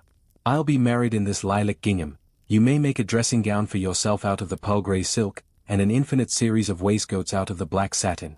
He chuckled, he rubbed his hands. Oh, it is rich to see and hear her, he exclaimed. Is she original? Is she piquant? I would not exchange this one little English girl for the Grand Turk's whole seraglio, gazelle eyes, houri forms, and all. The Eastern allusion bit me again. I'll not stand you an inch in the stead of a seraglio, I said, so don't consider me an equivalent for one. If you have a fancy for anything in that line, away with you, sir, to the bazaars of Stamboul without delay, and lay out in extensive slave purchases some of that spare cash you seem at a loss to spend satisfactorily here. And what will you do, Janet, while I am bargaining for so many tons of flesh and such an assortment of black eyes? I'll be preparing myself to go out as a missionary to preach liberty to them that are enslaved, your harem inmates amongst the rest. I'll get admitted there, and I'll stir up mutiny, and you, three-tailed bashaw as you are, sir, shall in a trice find yourself fettered amongst our hands. Nor will I, for one, consent to cut your bonds till you have signed a charter, the most liberal that despot ever yet conferred. I would consent to be at your mercy, Jane. I would have no mercy, Mr. Rochester, if you supplicated for it with an eye like that. While you looked so, I should be certain that whatever charter you might grant under coercion, your first act, when released, would be to violate its conditions. Why, Jane, what would you have? I fear you will compel me to go through a private marriage ceremony, besides that performed at the altar. You will stipulate, I see, for peculiar terms. What will they be? I only want an easy mind, sir, not crushed by crowded obligations. Do you remember what you said of Celine Varens? of the diamonds, the cashmeres you gave her? I will not be your English Celine Varens. I shall continue to act as Adele's governess, by that I shall earn my board and lodging, and £30 a year besides. I'll furnish my own wardrobe out of that money, and you shall give me nothing but— well, but what? Your regard, and if I give you mine in return, that debt will be quit. Well, for cool native impudence and pure innate pride, you haven't your equal, said he. We were now approaching Thornfield. Will it please you to dine with me today? He asked, as we re-entered the gates. No, thank you, sir. And what for? No, thank you, if one may inquire. I never have dined with you, sir, and I see no reason why I should now, till what? You delight in half-phrases. Till I can't help it. Do you suppose I eat like an ogre or a ghoul, that you dread being the companion of my repast? I have formed no supposition on the subject, sir, but I want to go on as usual for another month. You will give up your governessing slavery at once. Indeed, begging your pardon, sir, I shall not. I shall just go on with it as usual. I shall keep out of your way all day, as I have been accustomed to do. You may send for me in the evening, when you feel disposed to see me, and I'll come then, but at no other time. I want a smoke, Jane, or a pinch of snuff, to comfort me under all this. Pour me donna one contenance, as Adele would say, and unfortunately I have neither my cigar case, nor my snuff-box. But listen, whisper. It is your time now, little tyrant, but it will be mine presently, and when once I have fairly seized you, to have and to hold, I'll just, figuratively speaking, attach you to a chain like this, touching his watch-guard. Yes, bonny wee thing, I'll wear you in my bosom, lest my jewel I should tine. He said this as he helped me to alight from the carriage, and while he afterwards lifted out Adele, I entered the house, and made good my retreat upstairs. He duly summoned me to his presence in the evening. I had prepared an occupation for him, for I was determined not to spend the whole time in a tete-a-tete conversation. I remembered his fine voice, I knew he liked to sing, good singers generally do. I was no vocalist myself, and, in his fastidious judgment, no musician, either, but I delighted in listening when the performance was good. No sooner had twilight, that hour of romance, began to lower her blue and starry banner over the lattice, than I rose, opened the piano, and entreated him, for the love of heaven, to give me a song. He said I was a capricious witch, and that he would rather sing another time, but I averred that no time was like the present. Did I like his voice? He asked. Very much. I was not fond of pampering that susceptible vanity of his, but for once, and from motives of expediency, I would e'en soothe and stimulate it. Then, Jane, you must play the accompaniment. Very well, sir, I will try. I did try, but was presently swept off the stool and denominated a little bungler. Being pushed unceremoniously to one side, which was precisely what I wished, he usurped my place, and proceeded to accompany himself, for he could play as well as sing. I hied me to the window recess. And while I sat there and looked out on the still trees and dim lawn, to a sweet air was sung in mellow tones the following strain. The truest love that ever heart felt at its kindled core, did through each vein, in quickened start, the tide of being pour. Her coming was my hope each day, her parting was my pain. The chance that did her steps delay was ice in every vein. I dreamed it would be nameless bliss, as I loved to be, and to this object did I press, as blind as eagerly, but wide as pathless was the space that lay our lives between, and dangerous as the foamy race of ocean surges green, and haunted as a robber path through wilderness or wood. For might and right, and woe and wrath, between our spirits stood. I dangers dared, I hindrance scorned, I omens did defy, whatever menaced, harassed, warned. I passed impetuous by, on sped my rainbow, fast as light. I flew as in a dream, for glorious rose upon my sight, that child of shower and gleam, still bright on clouds of suffering dim, shines that soft, solemn joy, nor care I now, how dense and grim, disasters gather nigh. I care not in this moment sweet, though all I have rushed o'er, should come on pinion, strong and fleet, proclaiming vengeance sore, though haughty hate should strike me down, right, bar approach to me, and grinding might, with furious frown, swear endless enmity. My love has placed her little hand, with noble faith in mine, and vowed that wedlock's sacred band, our nature shall entwine. My love has sworn, with sealing kiss, with me to live, to die. I have at last my nameless bliss. As I loved am I. He rose and came towards me, and I saw his face all kindled, and his full falcon eye flashing, and tenderness and passion in every lineament. I quailed momentarily, then I rallied.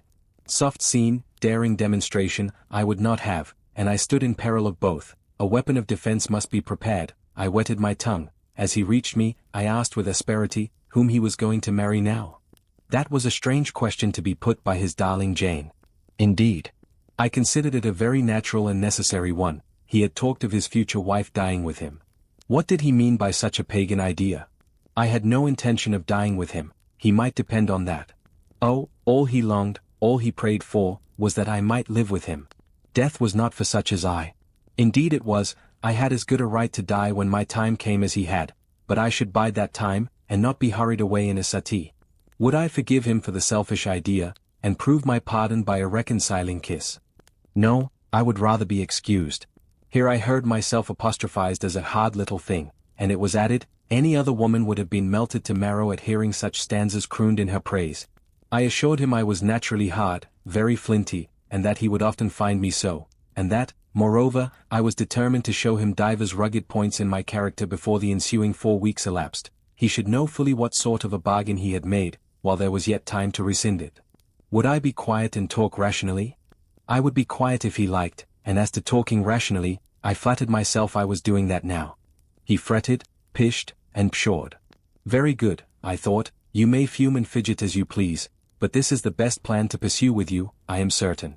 I like you more than I can say, but I'll not sink into a bathos of sentiment, and with this needle of repartee I'll keep you from the edge of the gulf too, and, moreover, maintain by its pungent aid that distance between you and myself most conducive to our real mutual advantage. From less to more, I worked him up to considerable irritation.